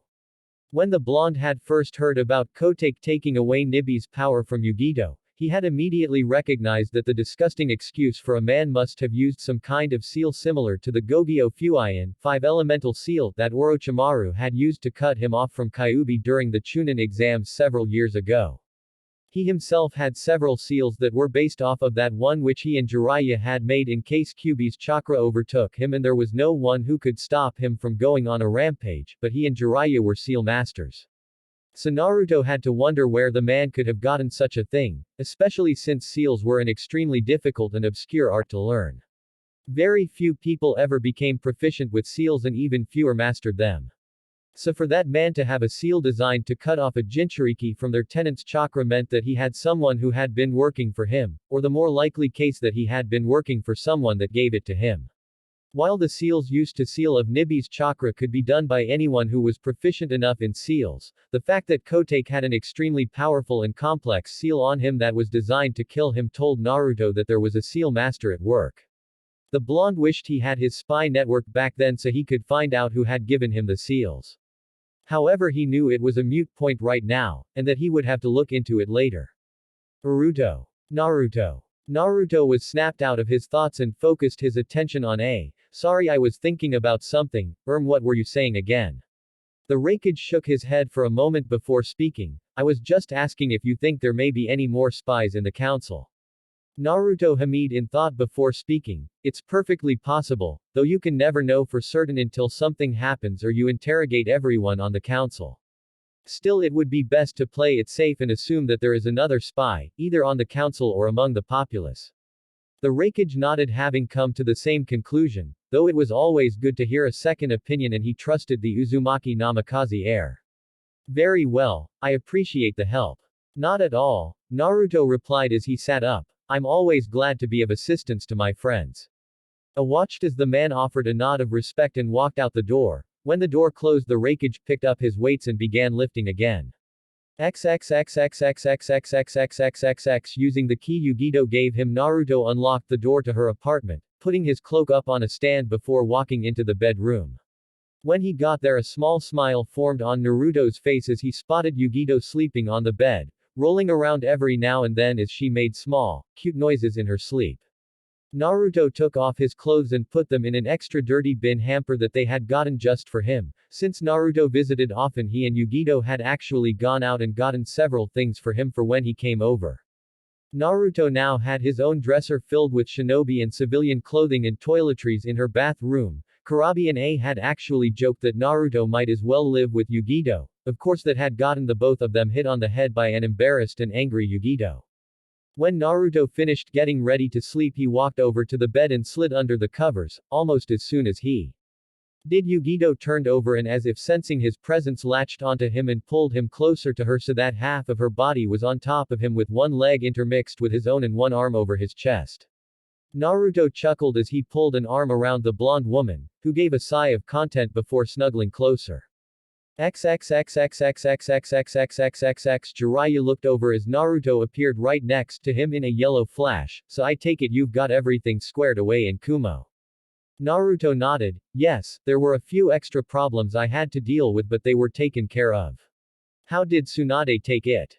Jiraiya winced. Let's just say that I am not looking forward to seeing her and giving an explanation as to why you went off to face two Akatsuki members on your own.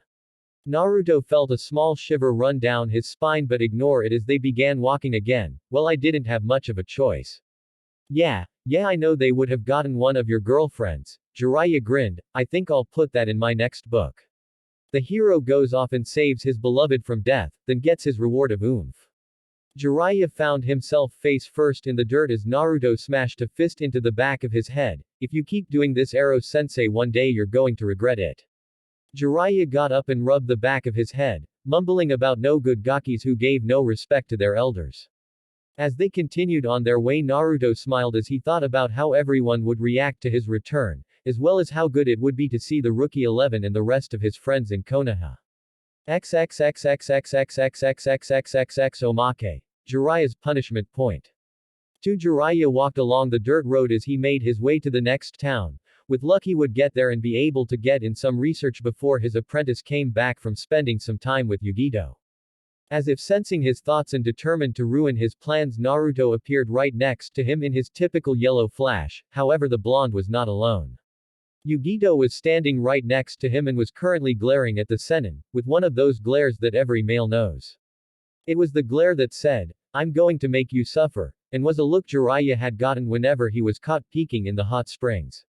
Oh, Jiraiya thought as he backed away from the two. It's a pleasure to see you again. Yugito-san. I'm afraid I can't say the same thing, Jiraiya. She spoke his name with a cat-like hiss. Look, if this is about that movie then, RRAAHH. Oh shit. Jiraiya cursed as Yugito transformed into a giant two-tailed cat. The white-haired Sennin took off running as fast as he could, hoping to get away from the now nibified Yugito. Unfortunately for him, Yugito was not only 16 times larger but was also nearly 4 times faster. She soon caught up to the man and pounced on him, pinning him to the ground with her paws. She then began to exact her revenge for using her Naruto in a porn movie. As Jiraiya began to scream about his fishing tackle, Naruto stood back and shook his head. With luck this will make him think twice about being a pervert, then again I doubt anything can do that. Chapter 8. A Hero's Return. It was a peaceful day in Konoha, as the midday sun shone over the village. There was a slight breeze rustling through the entire area, cooling the slightly warm temperature and allowing the many trees that were located all around the village to gently sway. Many shops were open as merchants sold their wares, while civilians and ninja alike bought them. Teenagers were lounging around the cafes and restaurants, discussing the latest gossip or news. Altogether it was a very peaceful and calm day. Said peace was soon shattered as a black cat raced down the street, dodging civilians left and right as it weaved in between their legs. The cat was moving so fast one might think the hounds of hell were chasing it. Of course this could be a fairly accurate analogy, except rather than hounds it was 3 genin who were chasing it. The one in front had spiky brown hair and was wearing a blue scarf. His name was Konohamaru Sarutobi. The other male in the squad, who was slightly to the left of Konohamaru, was wearing glasses and had a perpetually runny nose. This boy was called Udon. The last of the 3 was a female. She had orange hair done up in twin pigtails and a large blush that spread across her face. This girl's name was Moegi. Together these 3 formed what had become known as the Konohamaru Corps, a name which they had gained in their younger days. The 3 continued chasing the cat, eventually taking to the roofs until they managed to corner it in an alley. Said feline hissed and snarled, in an attempt to scare the 3 away. It was all in vain however as Konohamaru pounced on the creature, finally managing to pin its limbs to its body. Moegi pushed a button on her headset letting their sensei know that their mission was complete. However, sometime during this discussion the cat had gotten loose, and soon enough Konohamaru's screams were heard throughout the village. XXXXXXXXXXXXX Konohamaru grinned like a madman, as he watched the cat they had just caught get squeezed to death by its owner, one Madame Shinji, who was the wife of the fire daimyo. This was the only consolation he ever got when taking this mission. He really couldn't even understand why they got this mission anyways, since it never let him show off his skills. Hopefully their sensei would let them go on another C-ranked mission soon, otherwise the spiky-haired genin was sure he would go crazy. Once the daimyo left with her nearly choked to death cat, Ebisu turned on his team with a scowl. It was not long until he began to berate them for the mission, listing off all of their faults in painful detail. He ended telling them that the mission had taken way too long, and that they would be doing it over again as soon as it came back up. But sensei, Moegi said as she tried to defend her team, you know how hard it is to catch that cat. With all the times we've done it, I'm pretty sure that cat is used to running away. I don't want to hear any of your excuses, Ebisu said with a scowl, as he pushed his sunglasses up his nose with 2 fingers. This just proves to me that you need more training, since you obviously lack the proper skills necessary to perform this mission. This however was the wrong thing to say to Konohamaru, who soon became indignant. They had gotten this mission so many times it wasn't fair. In fact, he was sure that they had gotten this mission more times than any other team. Sitting on the floor, the young Sarutobi began to complain, stating that these missions were too lame and he could not show off his awesome skills with such boring missions. Of course, this had the consequence of getting one Iruka Yumino to yell at the genin, claiming that you could only take C-rank missions after you had done a certain number of D ranks. Tsunade seconded this, telling them that they had to work harder if they wanted to get higher ranking missions. Of course, this still did not sit well with Konohamaru, who turned around, showing his back to the Hokage as he crossed his arms. I can't keep doing such boring missions, after all I'm gonna be the Nanadime, 7th Hokage. Tsunade gained an amused smirk as she looked at Konohamaru, who reminded her of another indignant brat she had known. Oh, and who may I ask is gonna be the Rokudime, 6th? Tsunade asked in a curious voice. Why Naruto ni-san, of course. Everyone was quiet when they heard that. It had been 4 years since Naruto had left on his training trip with Jiraiya. Tsunade and the others had to wonder what Naruto would be like when he got back. They knew that he would not be the same little boy they had known 4 years ago. The news of the blonde shinobi's exploits had traveled throughout Konoha and the entire elemental nations by now. Based on that information alone, they knew he would not be the same Naruto they had known before he left. It's been 4 years since Naruto left to go training with Jiraiya-sama, I wonder when he'll be back. Iruka thought out loud as he scratched his cheek, thinking about the person he considered to be a younger brother. During Naruto's time in the academy, Iruka had been the one person to try and help the blonde, and while it had taken a while, Iruka had been the only person there to see Naruto for who he was, not what he held. According to Jiraiya's latest report, they're going to be a little late. Tsunade frowned at that. She had gotten a report 2 days ago when the two were due to return, claiming Naruto had gone off to fight the Akatsuki. Though the message had made it clear that Naruto was fine and the 2 members he had fought were dead, however, it had not given her a reason why her grandson, son figure had gone off to battle them alone. She sighed, knowing she would not likely get much information on that for the time being. I hope he comes back soon. I really miss him, Tsunade admitted, with Iruka and her assistant Shizune nodding in agreement. XXXXXXXXXXXXX as the day wore on, 2 figures emerged from the forests of Konoha. They entered the gate and stopped, letting their eyes roam over the village they had not seen in 4 years. The one on the left was fairly tall, standing at 6 feet 5 inches and carried a large scroll on his back. He had shock white hair that spiked up, and trailed down to about mid-back. It was held up by a Haida 8 with the kanji for oil, the symbol for Mount Myobokuzen where the toads lived. He was wearing a red vest over a green gi and mesh shirt. On his feet were a pair of wooden geta sandals. On his face was red kabuki paint, which trailed down his cheeks. This was Jiraiya, the legendary Toad Sennin and self-proclaimed super pervert. On the man's right was another figure, this one standing at an even height of 6 feet. His hair was a golden blonde, which was rare no matter which country you were in. The hair was spiky and went down to his shoulders, 2 large bangs framed his face, while several smaller bangs hovered just a little over his eyes. Holding up those bangs was a Haida 8 with the Konoha leaf symbol on it. The tie itself was black and the ends fell down to his knees. His clothing consisted of a pair of black shinobi pants, which were wrapped from mid-calf in white bandages that went into a pair of black steel-toed combat boots. His shirt was black skin-tight and sleeveless, over it was what looked like a Jonin flak jacket in the Kiri style. However, unlike a flak jacket, this did not have pockets, instead right in the center of it was a round orb. Hanging around his neck and situated right above the orb was a crystal necklace, an artifact that had been passed down in the Senju family and originally belonged to the Shadaime. Around both his arms were white bandages, over the bandages were black Anbu-style forearm protectors.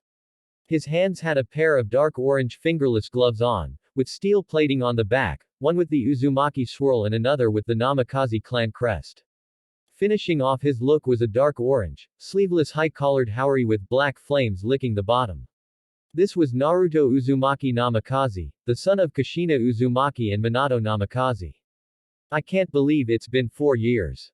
Jiraiya turned to look at his student who was wearing a nostalgic expression and smiled. The boy had grown a lot in recent years, gaining strength even faster than his father had, when the Toad Sennin had taken Minato on a training trip. Yet even with all the sights they had seen and places they had been, the young man had still missed his home. Jiraiya assumed that the blonde got his love of Konoha from his parents. Like his father and mother, Naruto had inherited the will of fire that they had both been known for. Come on Gaki, Jiraiya said as he pulled his scroll up before walking into Konoha. We need to see Suheim before she beats me to death for being late. Naruto grinned as he caught up to his sensei. You know she's probably gonna beat the crap out of you anyways, right? Knowing you Ero-sensei, you're bound to make some perverted comment about her before long. One of Jiraiya's eyebrows twitched as a scowl worked its way on his face. Damn it Gaki, how many times do I have to tell you? Stop calling me that. Naruto's grin widened. When you give up your perverted ways I'll be sure to stop calling you that. The Toad Sennin snorted. Like that will ever happen. Naruto shrugged as if to say, then you shall forever remain Ero-sensei, before the two quieted down. Despite the many arguments they had, most of which revolved around Jiraiya's perverted nature. The man was still the closest thing Naruto had to a father. The blonde held a great amount of respect for the man. Though there was the occasional time where Jiraiya had incurred the wrath of the Udoma Rasengan enema, usually when he made a perverted comment about Naruto and or one of his girls. Now that the two were silent, Naruto turned his attention to the village populace, who he noticed were all staring at him. The looks ranged from shock, awe and disbelief, at least the men's looks did. The women were staring at him with unmasked lust, something that caused Naruto to shiver. He never understood how women could degrade themselves like this, offering their bodies to someone they didn't even take the time to get to know. It was almost enough to make Naruto feel some form of sympathy for Sasuke, almost. At least they're not fanboys. Naruto thought with a shudder. Shaking the disturbing thought off, Naruto channeled some chakra into his ears to listen to what the people around him thought about him. I can't believe it, it's Yondaime-sama. Yondaime-sama, he's returned from the grave. That's not Yondaime-sama, that's Naruto Namikaze-sama, he's Yondaime-sama's son. Naruto, you mean that loud brat who was always playing pranks? No way. You obviously haven't heard about what he did in Kiri. Who cares what he did or whose son he is, he's hot. I wonder if he'll let me have his children. Naruto shivered at the last comment. It was things like that that gave women such a bad rep. He couldn't really see how these women could say something like that. They didn't even see him, just his name. Well, seems like you're quite popular with the ladies Gaki, Jiraiya said with a lecherous grin. He too had noticed all of the looks his student had been getting. It was something that made him both proud and jealous. You know Minato was also quite the lady killer back in his day.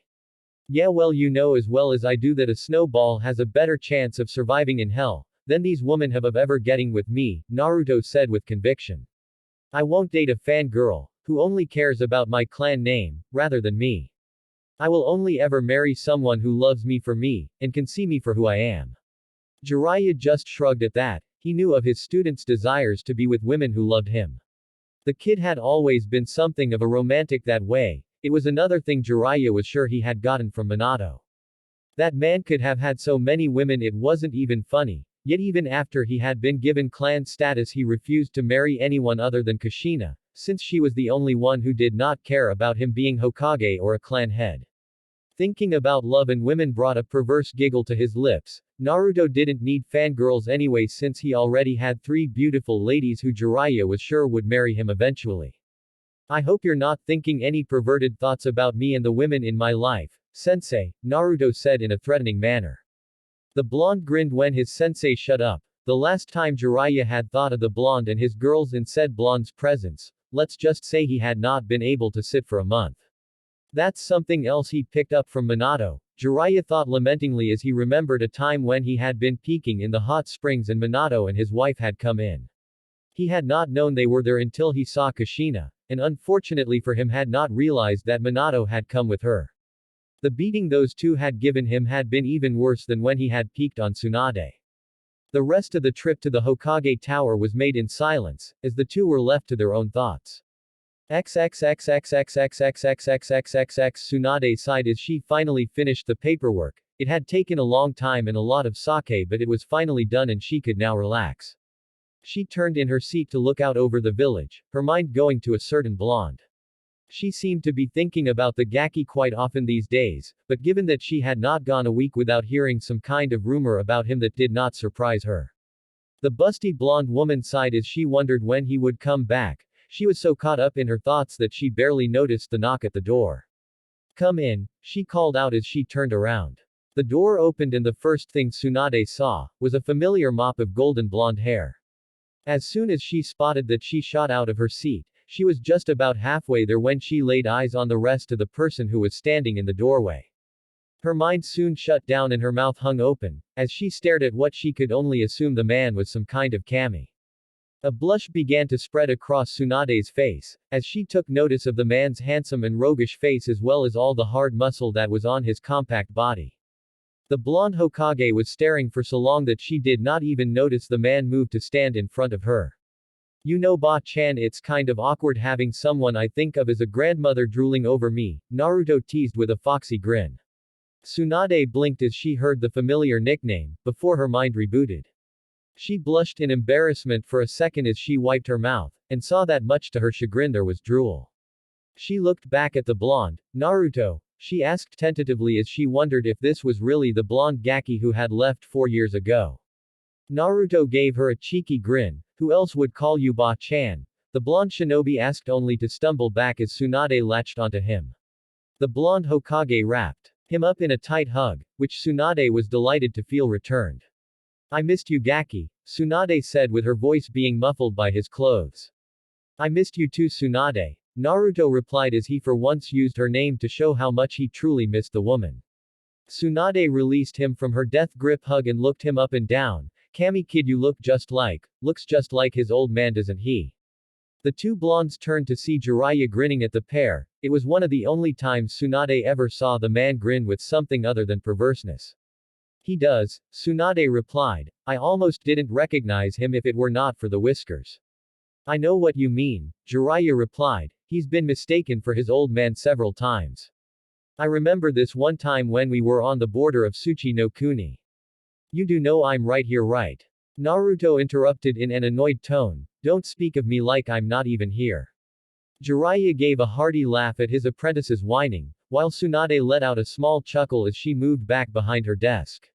Sitting down, she leaned her head on her hands as she looked at Naruto. "I hear you had a run-in with Akatsuki," she said, obviously fishing for more information. Naruto scratched the back of his head as he gave a sheepish expression. "Well, yeah.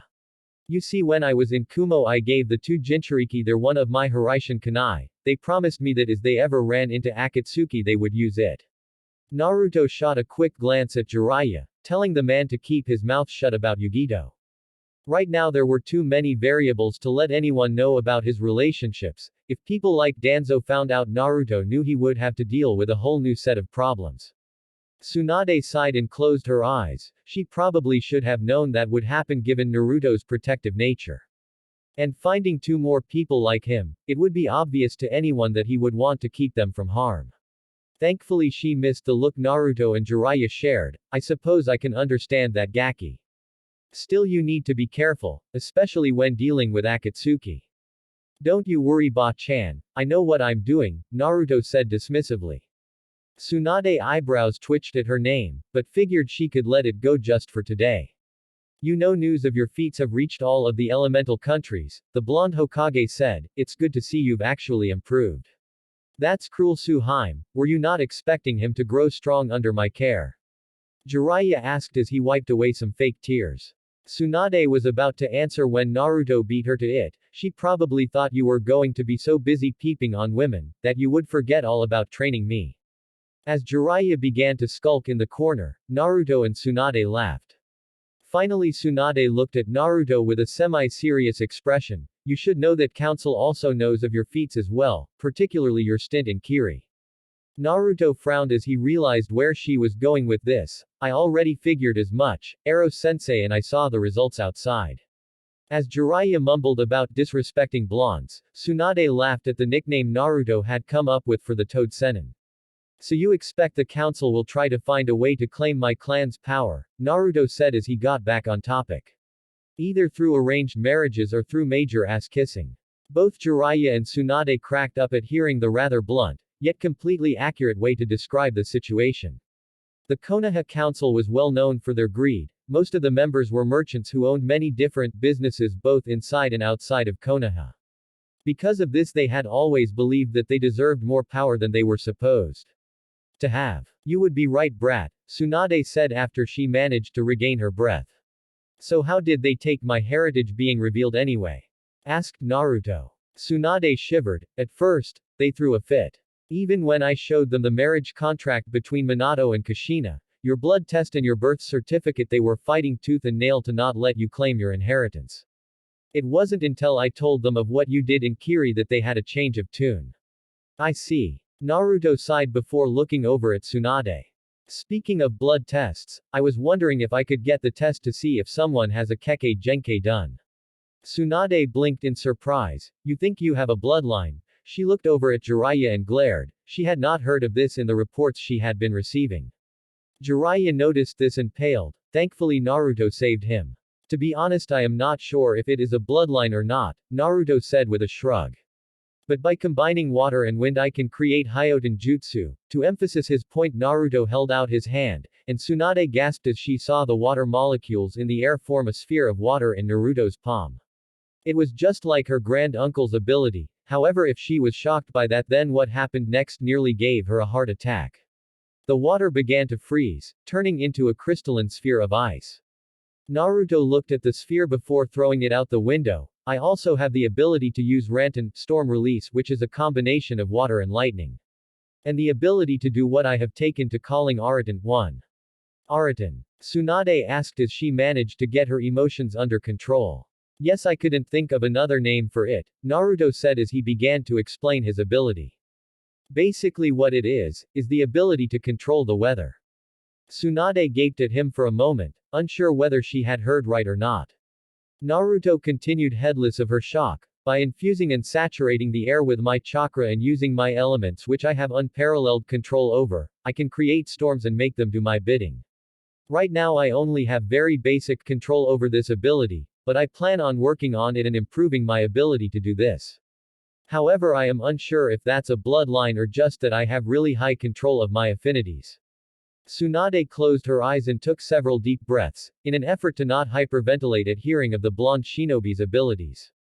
I see, I suppose we can do a blood test later, now. Tsunade was interrupted from her speech by a knock at the door.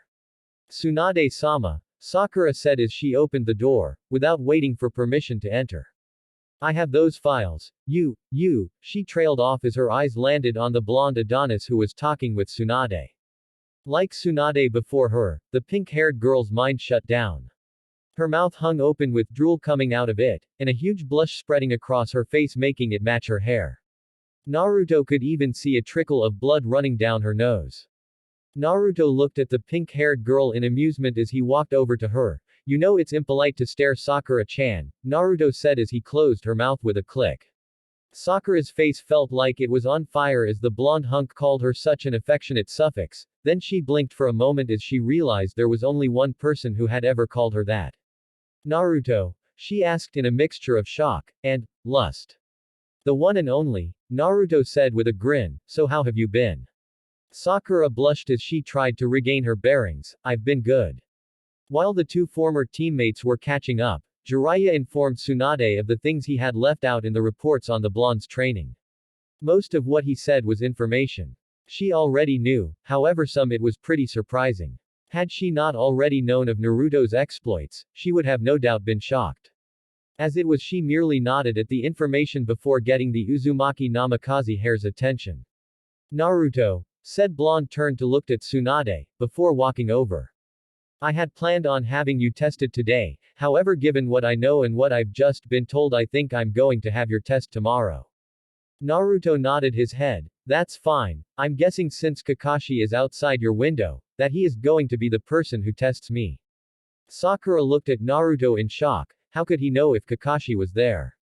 Sensing chakra was one of the hardest abilities if you were not a natural sensor type. Kakashi, having heard the blonde's words, stepped into the office and gave an eye smile, though a part of him wanted to have a heart attack when he saw Naruto. It was only his experience as a jonin that kept him from being shocked by his students' looks. It's quite impressive that you were able to sense me, Naruto. You seem to have grown quite a bit. I look forward to seeing how strong you've become. Naruto grinned. So am I, though it looks like we'll have to wait. Naruto stopped his speech for a moment as his eyes momentarily widened in remembrance. I almost forgot I have a present for you, sensei. Naruto reached into his pouch and pulled out a little red book and tossed it over to Kakashi. Said Cyclopean Ninja looked at it as if it was the holiest of grails. Thank Naruto. Kakashi said as he cuddled the newest edition of the Ika Ika collection to his chest, making Naruto's sweat drop, while the two females glared. No problem that one was actually mine, but I don't care for smutsa, I never got to reading it. Naruto's statement caused the two women in the room to look at him with an almost newfound respect, however one person did not like their art being insulted. Hey, watch what you're saying, brat, that's my art you're talking about, Jiraiya said to his student with a light glare. Naruto just grinned. Your art is crap, or have you forgotten that my book has sold 4 times more than all your books combined? While Jiraiya grumbled about blonde, disrespectful Gaki's getting all the luck, the other 3 in the room looked curious. What book did you write, Naruto? Asked Sakura. If it was porn or something similar he was going to get a pounding hunk or not. Cha. Show those perverts who's boss. Inner Sakura ranted as she made several punching motions. I'm glad you asked, Sakura, Naruto said as he pulled out a blue book, with the picture of a woman wearing blue clothes on it. The moment the two women saw what it was they appeared right in front of Naruto, with their own copies of said book magically appearing in their hands. You wrote this? Sakura breathed as hearts appeared in her eyes. This is my absolute favorite book. Tsunade squealed as she held it out for Naruto to sign. Can you sign it for me? Mine too. Asked Sakura as she held hers out as well. Sure, Naruto said with a grin as he looked over at his sensei, who was currently crying anime tears. So tomorrow at Training Ground 7 I assume? Naruto asked after he handed both women their books. Yes, Tsunade answered as she cuddled her book to her chest, unknowingly imitating a certain cyclops. It will be at 9 a.m., don't be late. She glared at Kakashi to let him know who she was talking about. The Cyclopean Jonin gulped and gave her a nod. Since everyone already knows about my heritage, can I live in my parents' house? Naruto asked. Jiraiya had told him that his parents' original house had been destroyed during the Kyuubi attack, but that the Sandaime had rebuilt it for when Naruto took up his clan name. Tsunade nodded since there was no point in denying Naruto what was his. Of course I assume you know where the key is. In response to her question, Naruto walked over to the picture of his father. Taking the picture off, Naruto set it aside as he bit his thumb. He swiped his blood over the blank area, causing a seal to shimmer in existence. Soon both the seal and the wall faded out, revealing a small cupboard. Naruto reached his hand into it, and pulled out a key. Thanks, Ba-chan, I'll see you tomorrow, Naruto said before he disappeared in a burst of lightning, shocking everyone around him, no pun intended. I can't believe that was Naruto, Sakura said with a blush as she thought about how hot he had become. And to think he's Yondaime-sama's son. Jiraiya snorted, I'm surprised you guys couldn't even figure it out until someone actually told you. Anyone with half a brain should have been able to see it. I mean, how many ninja do you know that have spiky golden blonde hair, and blue eyes? Sakura looked down at the ground knowing that Jiraiya was right. She and all the other people of this village had been foolish for not being able to see the obvious. Now that that's over with, Tsunade said before turning on Jiraiya with a glare. Said man felt a shiver run down his spine, as the temperature began to drop nearly 60 degrees. What's this I hear about you making my godson star in your porn movie? She asked in a menacing voice as Jiraiya backed away. Sakura looked at the man in disgust, though a part of her could not deny that she wondered what it would be like to sleep with Naruto. A part of her was even thinking about seeing the movie, now that she had heard Naruto was in it. An image sprang into her mind of a naked Naruto, causing her to sway on her feet as a trickle of blood ran down her nose and her eyes glazed over.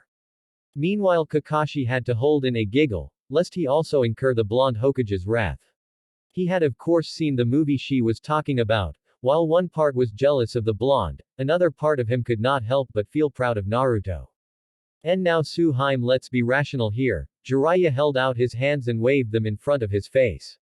He soon found himself backed into a wall. With nowhere to go, he did the only thing he could think of, mercy, he squeaked. Sorry, all out of mercy, Tsunade replied as she sent a chakra-enhanced fist to Jiraiya's gonads. XXXXXXXXXXXXXX boom. Naruto stopped his walk for a moment to look at the Hokage Tower, where a rather loud explosion had just sounded.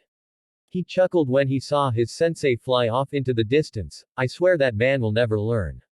He continued on his walk, which was farther away from Konoha's epicenter than any other place he had been to. Minato had built his family's house behind the Hokage monument, wanting to keep the secrets to his and Kushina's jutsu away from prying eyes. Naruto had heard from Jiraiya that the house had been a wedding gift to his mother, which had been a little while after his father's name had been given clan status. Naruto finally found the house, which was protected by a high wall and gate that he could not see over. Looking at the gate, Naruto recognized several seals that were on them as security seals, however he knew instinctively that this was not his father's work. Aside from the fact that they were not very advanced, they were also a little sloppier than what he would expect from a seal master.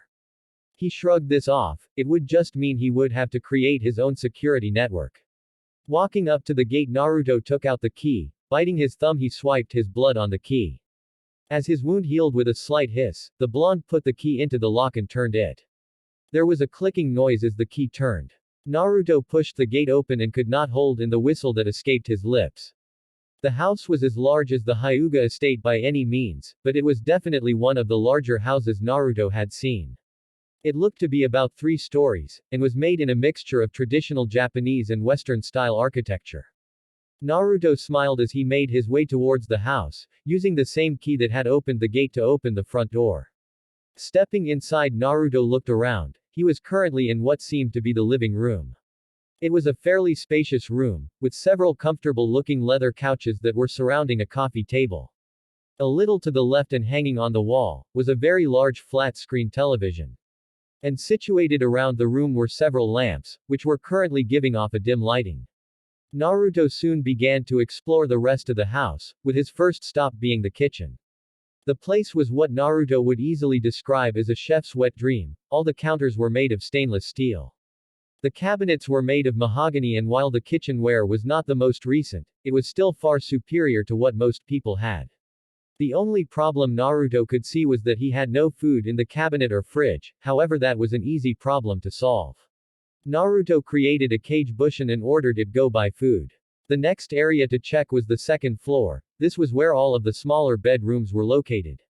Though they were only small in comparison to the rest of the house, as each room was about 3 times the size of a standard apartment bedroom. Each one consisted of a queen-sized bed, 2 dressers and a walk-in closet. They also each came with their own bathroom, which had a shower-bath combo that could even act as a personal jacuzzi. There were 10 of these rooms in all, enough to hold a decently sized family. Walking up the stairs, Naruto reached the master bedroom. This room was not just located on the top floor, but was in fact the entire 3rd floor, and could in many ways be considered a house unto itself. In the left-hand corner near the entrance sat several leather chairs, which were arranged in front of another television.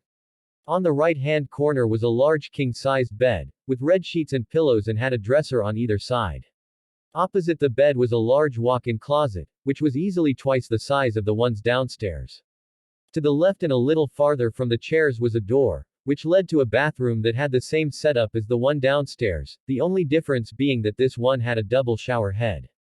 Naruto walked over to the bed and looked at the pictures which were arrayed on the dresser. There were pictures of his parents, some of which were actually rather funny, like a picture which was obviously taken by his mom of his dad who had been eating ramen, only it looked like he had sneezed and had ramen coming out of his nose. However, some were much more heartfelt. Naruto picked up one such picture as he gently pressed his fingers against the glass. It was one of both his parents. Kushina had both her hands on her belly, which was bulging and clearly showing when she was pregnant with him. Minato had one arm around her shoulder, while his right hand was on both of her hands. Both of them were smiling, looking for all the world like a young couple who was not about to suffer untold tragedy. Naruto wiped away the tear that threatened to fall from his eyes. The thought of having a family was nearly overwhelming to the blonde. However, he knew better than anyone that dwelling on the past got you nowhere. Better to look towards the future than to ask yourself what ifs and what could have been. Besides, Naruto thought with a small smile. He already had 4 amazing women who he planned on marrying. They had become his family now, and with luck he would eventually have children with them and finally have the large family he had always dreamed of. Sighing, Naruto put the picture down and left the room. There was only one more room to check out. The basement. Thanks to the seals his father had put up on the basement, it had been able to survive the Kyuubi attack intact. Or at least that was what Jiraiya told him. According to him, his father had taken extra precaution when designing the seals for the basement. Since the place was going to be where his father and mother studied seals, or sparred and practiced jutsu. However, Jiraiya was not sure of the state, since he was not able to actually enter the basement due to the seals keeping him and everyone else out. Naruto walked down the stairs and opened the door, before a large grin formed on his face. The basement was split into 4 different sectors, the first being the library, which was filled with what looked like thousands of scrolls, with all kinds of knowledge from jutsu to weapons forging and even some on civilian faculties like gardening. There was a large dojo, that had an array of different weapons mounted on the wall, and Naruto noticed self-repairing seals on the floor, ceiling and wall. On the left was what looked like an office. Naruto could see that it was where his father had studied and come up with new seals and jutsu. The last area looked like it was where said jutsu were practiced. It was a gravelly area and had several training dummies to launch jutsu at. Naruto also noticed this area had self-repairing seals as well. He would not be getting any sleep tonight. Without using hand signs, Naruto created around 500 cage bushins and had them head into the library to read. XXXXXXXXXXXXXXXX. The next Naruto awoke as the sunlight streamed in through his room. Sitting up in bed, he stretched himself out, listening in satisfaction as his bones and joints popped. He looked over at the clock on the dresser. It currently read 6 a.m. Despite only getting around 4 hours of sleep, Naruto felt completely refreshed, benefits of being a Jinchuriki. Getting out of bed, Naruto walked into the closet and got dressed in his standard shinobi attire, before walking down the stairs and into the basement. He still had a few hours to go until the test, so he should be able to get in a good workout until then. XXXXXXXXXXXXXX. At Training Ground 7, several people were waiting to see one Naruto Uzumaki Namikaze, after Tsunade had let slip to them that said Blonde had returned. Yash. Lee shouted as he looked at his teammates and sensei. I wonder how Naruto-kun has been doing. It will be most youthful to see him again. Rock Lee was one of Konoha's foremost taijutsu experts, with the only people being able to keep up with him being his sensei Maeda Guy and teammate Neji Hyuga. Lee had been one of the few people who had truly respected Naruto, having understood what it was like to be made fun of for being the dead last. Because he did not have the ability to use chakra for anything other than tree climbing and water walking, Lee had been picked on during his time at the academy, much like Naruto had for not being able to make a bushin. No doubt Naruto-san's flames of youth are burning even brighter than ever, Lee Guy said as he went into his nice guy pose, complete with sparkling teeth. As much as I dislike you analogy, Neji Hyuga, but I have to agree that he will definitely be much stronger than when we last saw him. Neji Hyuga was considered the prodigy of the Hyuga clan, due to his expert use of the Juken Taijutsu and the sight of his Byakugan, which was said to be as powerful as the clan head Hiyashi Hyuga. Ever since his father had sacrificed his life to save his brothers, Neji had been embittered. Coming onto the belief that fate ruled everything, and that no one could escape it. That had changed after Neji had fought Naruto, when the blonde had beaten him during the final stage of the Chunin exams. While he was still a little stiff, Neji had grown into a powerful ninja and was much closer to his eccentric team. He'll definitely be much stronger than last time, Tenten agreed. I picked up a recent bingo book and Naruto has his own page in there. He's being called the Nadaime Kuroi Senku. I hear Iwa is even thinking of giving him a SS class ranking, and several countries have a surrender on site order if he catches them. Tenten Higurashi had never had as much interaction with Naruto that her other 2 teammates had, however the blonde had earned her respect and gratitude after he had beaten Neji. That respect had only climbed when she had heard that Naruto was not only the son of the Yondaime, but also Kushina Uzumaki, who had been well known for her ninjutsu and kenjutsu. Ooh. To have such a youthful nickname. Lee shouted as he put a fist near his face, and his eyes seemed to light on fire. I must work hard so that I may get my own youthful nickname. And if I cannot do that, I will run around Konoha for 2 days on my thumbs. And if I cannot do that, I will. As Lee and Guy began to go off on one of the youthful rants, Tenten and Neji ignored them and made their own conversation. I wonder what Naruto's gonna be like now. Ino wondered as she looked at her two companions. With all the rumors going around, I'm sure that he's going to be much different from what we remember. Ino Yamanaka was the heir to the Yamanaka clan, a clan well known for their mind jutsu. During the academy days she had been one of Naruto's many detractors, oftentimes making fun of him when he was unable to do something right. After Naruto's heritage had been announced, Ino had felt terrible for the things she had done and said to her fellow blonde. She had told herself that from now on she would not judge people, without getting to know them first. What do you think, forehead? Ino asked as she turned to Sakura. Sakura did not say anything, however at the mention of Naruto her face turned a bright red. I think he's going to be even more troublesome now than he ever was, even more than when we were at the academy, Shikamaru said from where he lay on the grass. Shikamaru Nara was the heir to the Nara clan. Like other people from said clan, Shikamaru was the definition of lazy genius. It was nearly impossible to get him to do anything. The only people who could make him stop his cloud watching were his mother, Ino, and Tsunade. Despite his lazy demeanor, Shikamaru was considered to be one of the most intelligent members to ever come out of the Nara clan. It had been that intellect that had allowed him to see that there was more to Naruto than met the eye. Unlike most people in the academy, Shikamaru had never really made fun of the blonde, whether because it was too troublesome or some other reason was hard to tell. However, unlike most, the Nara heir had seen the way people looked at Naruto, like he was the worst kind of scum alive and had heard the whispers of monster and demon that accompanied him. However, it had not been until the Chunin exams when Naruto used that red chakra, that Shikamaru had been able to place it all together.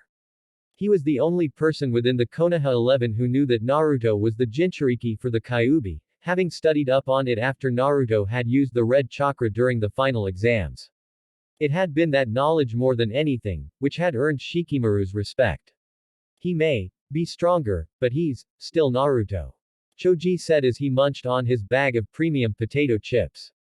Choji could be considered one of the few friends Naruto had really had at the academy, or at least one of the few people who never made fun of him. Due to members of the Akamaiki clan all having larger than average bodies for their jutsu, Choji had been teased for it. During one of those times Naruto had happened to spot this, and despite not knowing, Choji stood up for him. While they had not done much after school, Naruto had occasionally joined him and Shikamaru a few times to do cloud watching. I bet you anything he'll be like his old man, Asuma said as he took a drag of his cigarette. Asuma Sarutobi was the son of Hiraishin Sarutobi, the Sandaime Hokage and professor. The cigarette-smoking Jonin had at one time been a member of the 12 Ninja Guardians, a group whose job was to protect the daimyo of Kinokuni. He had never really known much about Naruto, other than the pranks that the blonde used to pull and drive his old man insane with. However, he had been a Chunin under Minato's command, back when I was a Chunin. Man, I can't stand all this waiting, it's killing me. Kiba complained rather loudly as he stood with his team. Kiba Inuzuka was the clan heir of the Inuzuka clan, which were known for their using combination attacks with their ninja dogs and enhanced senses. Members of this clan were often joined by members of the Hyuga and Aburame clans, in order to form powerful tracking teams. Kiba had been one of those people who stood on both sides of the fence when it came to Naruto. On one hand, he had often made fun of the blonde for his inadequacies, yet on the other he respected Naruto for the pranks he had been able to pull off. Like most members of his clan, Kiba was very brash and often got himself into trouble for jumping into things head first. However, he was also very loyal, and had the same pack mentality that all members of his clan had. What do you think, Hinata-san? Asked Shino in his monotone voice. Shino Aburame was the heir to the Aburame clan, a clan that was known for the Kikochu bugs that they carried inside of them and used in battle. Shino had been one of the few people who not only never made fun of Naruto during the academy, but also held some respect for the blonde shinobi. Unlike many of his peers, Shino had been observant enough to see how many people made fun of Naruto for some unknown reason that seemed illogical to him. Because of their bugs, the Aburame clan was often ostracized, much like Naruto himself was.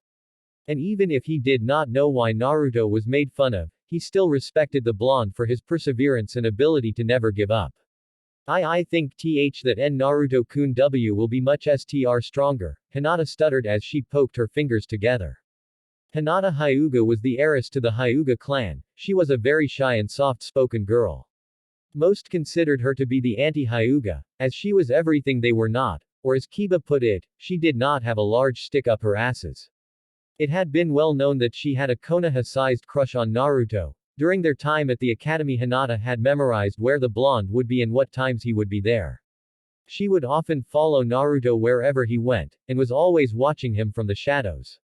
The past 4 years since Naruto had been gone, Hinata had made strides to change herself and grow stronger.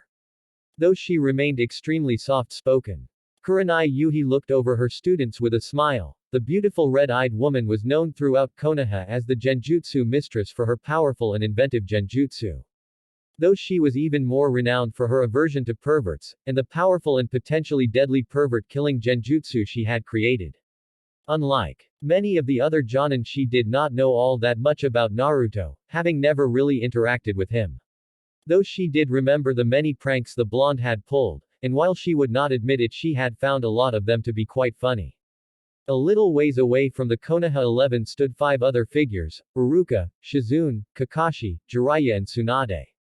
Shizune was standing by Tsunade's side as always. She had been disappointed when she heard that Naruto had come back and she was not there to see him. Hopefully she would get to see her brother figure today and see how strong he had become. Iruka was standing near a tree, as he anxiously waited for Naruto to show up. Tsunade and Jiraiya were both standing next to each other, wearing surprisingly similar smirks, though they were for slightly varied reasons. Kakashi was as always reading his new book with a giggle, causing many of the women near him to cast glares his way. At 9 a.m. exactly, all those present spotted the figure emerging from the tree line on the opposite side. Shizune, Sakura, Ino and Tenten all found a rather large blush spreading across their faces as they stared at the blonde Adonis. Hinata, who had had her Byakugan on, spotted more of the blonde than the others and let out an eep before passing out from blood loss. Even Kurenai, who was currently dating Asuma, found it hard to keep the heat from rising to her cheeks.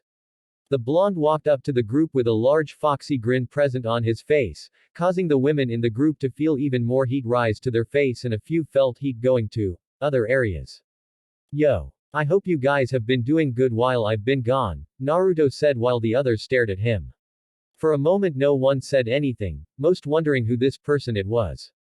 It was not until they saw the telltale whisker marks that they realized who they were staring at. Most could not believe that Naruto, who had been nothing more than a shrimp, was now what many women would consider a kami on Earth.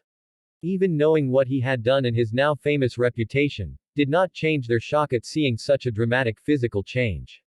The silence was broken when Lee appeared in front of Naruto, in his nice guy pose.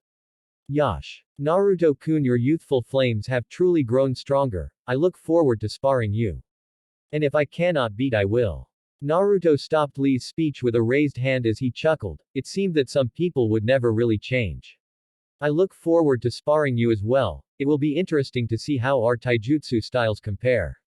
As if a dam had opened, the rest of the Konoha 11 rushed over to Naruto and began to bombard him with questions, barely even letting the blonde get a word in.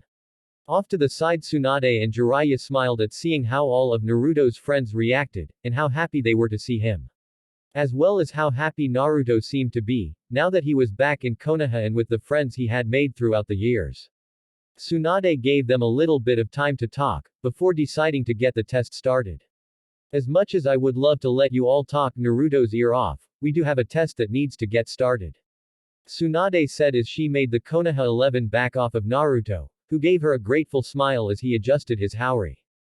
This test will be Kakashi Hatake vs Naruto Uzumaki Namikaze, in a one-on-one battle. Naruto and Kakashi made their way out to the center of the training field, standing on opposite sides of each other next to the training posts. Brings back memories, sensei? Naruto asked with a smile as he looked at the middle training post, remembering when he had been tied to it when he and the other members of Team 7 had failed their genin test.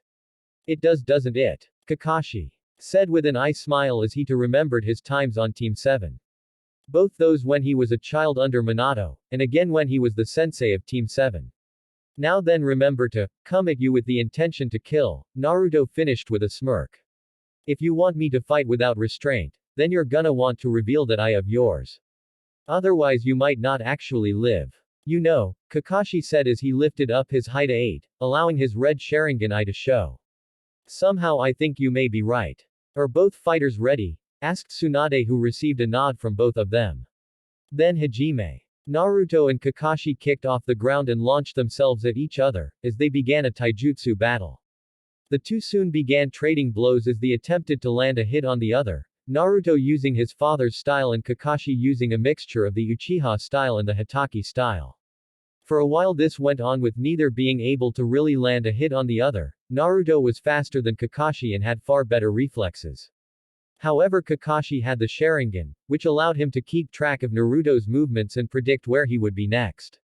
On the sidelines, the Konoha 11 was watching the battle with shock. They knew Naruto had gotten strong.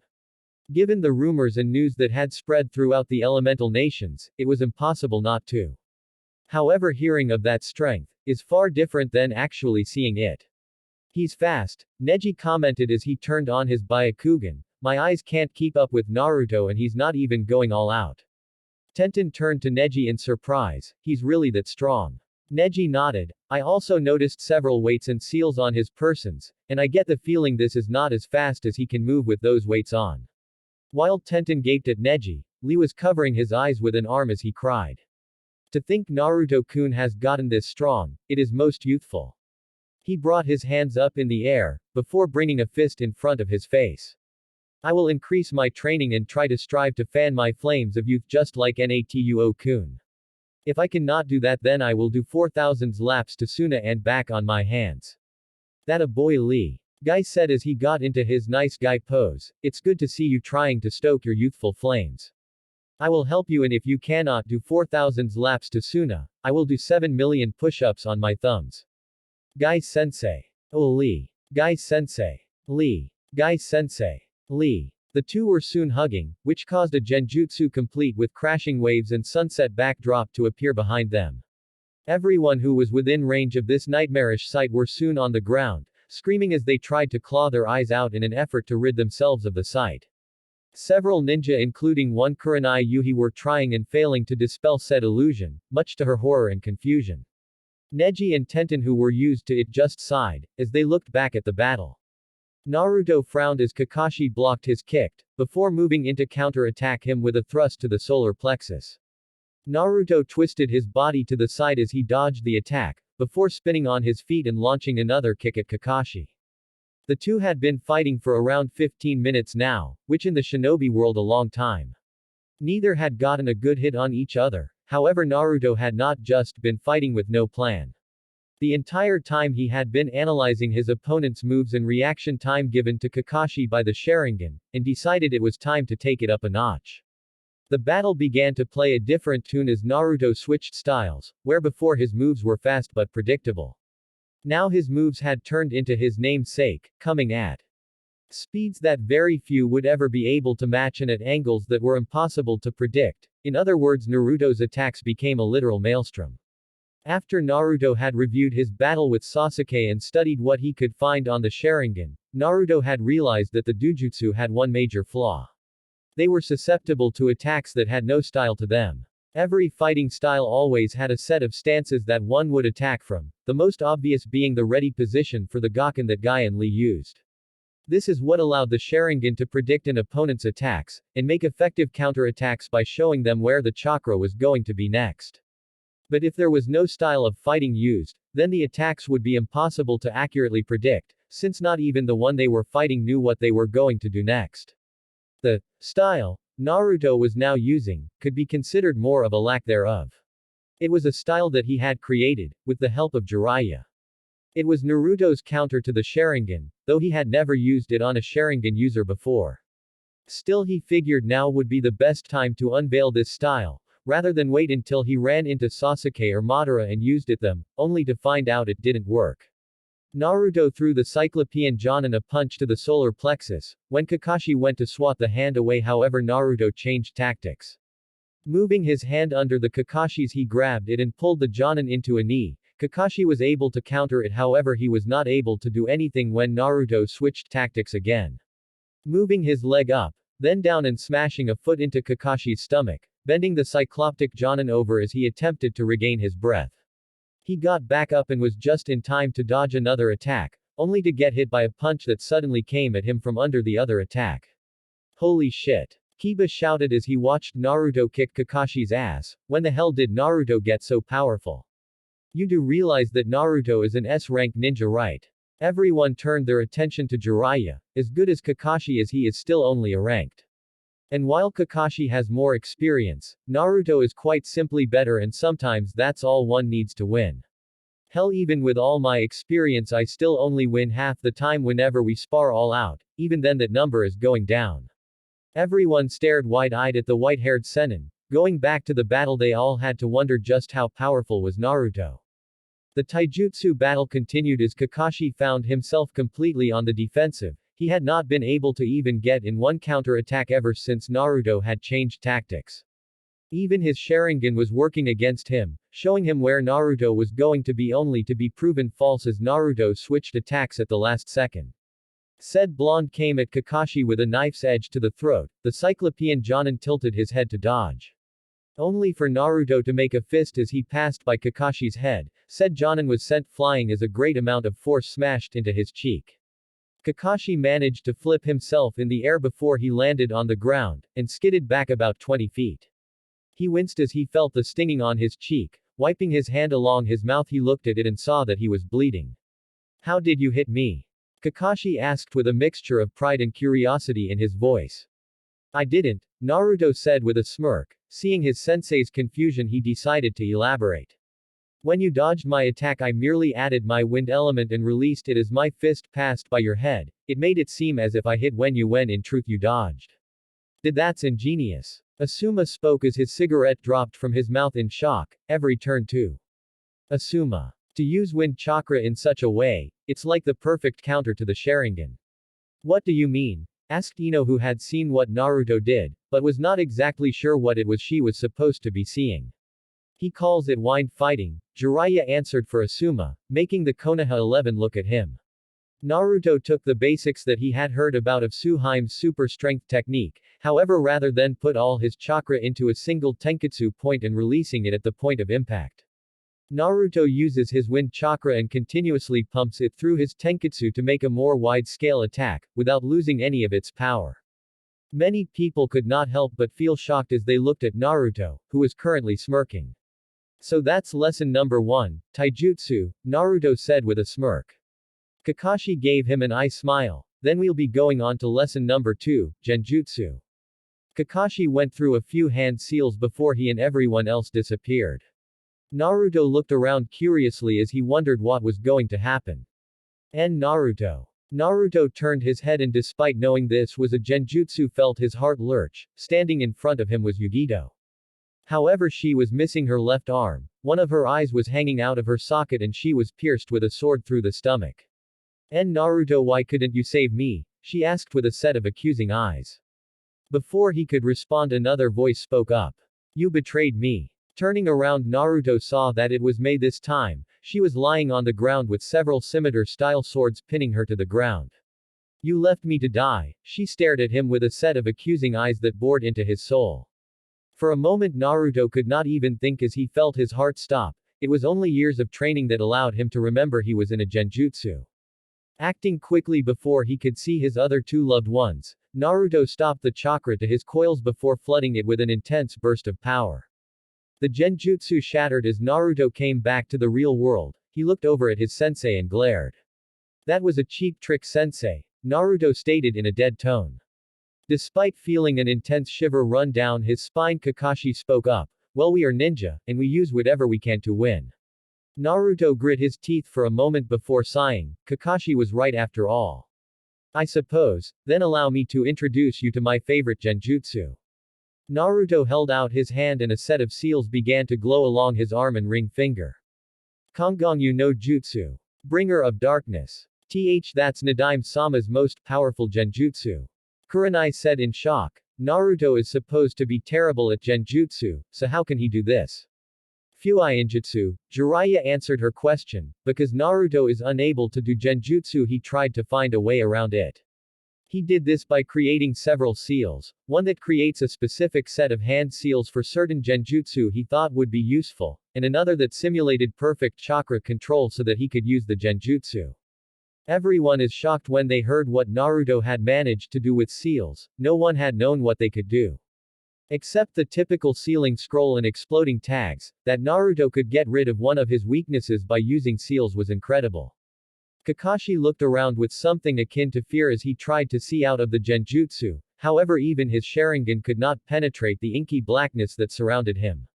He quickly brought his hands up in the release seal, and flooded his chakra coils. Kai. Ellipsis. Kai. As he continued to do this with nothing happening, he became increasingly desperate, and flooded as much chakra as he could into releasing the genjutsu. Kai. Finally the genjutsu shattered, except that what he saw made him wish he hadn't. Standing before him was none other than what could only be something out of his worst nightmare. He was in Konoha, except it was not the Konoha he knew. The entire place was burning, corpses laid strewn about the entire area. Worst off was he knew all the dead bodies before him. Minato was pinned to a wall by several of his own kunai, his sightless eyes staring at Kakashi with what looked almost like shame. Half of Obito's body was gone, having looked like he had been ripped in half with the muscles and other innards falling from his body.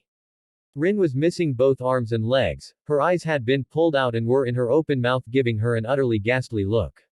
But the worst was his father, a man who had been admired as one of the strongest ninja in the village next to the Sandaime and Sennin in his time. Before he had sacrificed his mission in order to save his team, bringing shame on him and making him commit seppuku. He was just as Kakashi had found him, impaled on his own sword, with his sightless eyes staring at nothing. Though they held a look of sadness and shame, and the Cyclopean Jonin could not help but feel that they were that way because of him. Obito. Rin. Minato sensei. Father. Kakashi stared at the corpses wide-eyed. Were it not for years of experience, he would have broken down right there. As it was, his Sharingan was able to see through this illusion, despite its realism. Kai. The illusion shattered and Kakashi was back in the clearing with Naruto glaring at him. Not very nice when someone does that to you, is it, sensei? Kakashi winced knowing he deserved that. I'm sorry, he said. I guess I didn't think about what it might make you feel. It's fine, Naruto sighed as he took a deep breath. As long as you learn your lesson and don't do something like that in a spar again, we'll be cool. Anyway, I think we have one final lesson, don't we? Kakashi eyes smiled, glad to see that while he could be vicious, Naruto had still kept his forgiving nature.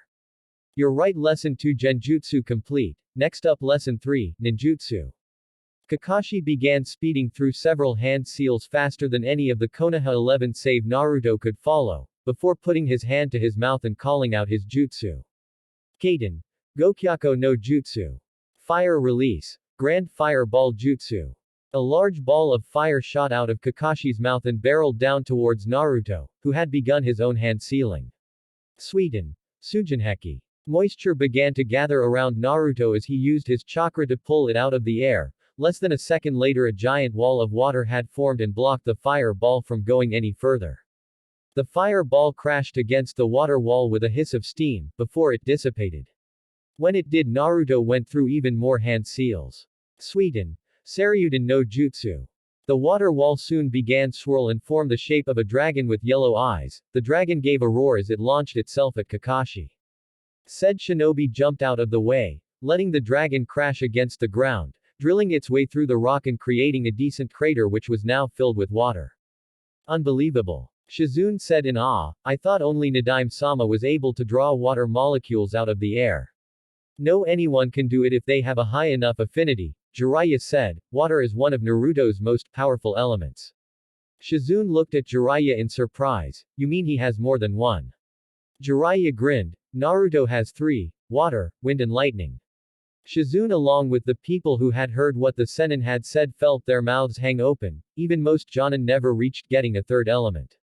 Yet Naruto had gotten 3 within just 4 years, it would have shocked them even more if they had learned he mastered most of those elements within the first year. In retaliation for Naruto's jutsu, Kakashi went through several more hand seals before calling out his jutsu. Kaden. Hosenka no Jutsu. Fire release. Phoenix flower jutsu.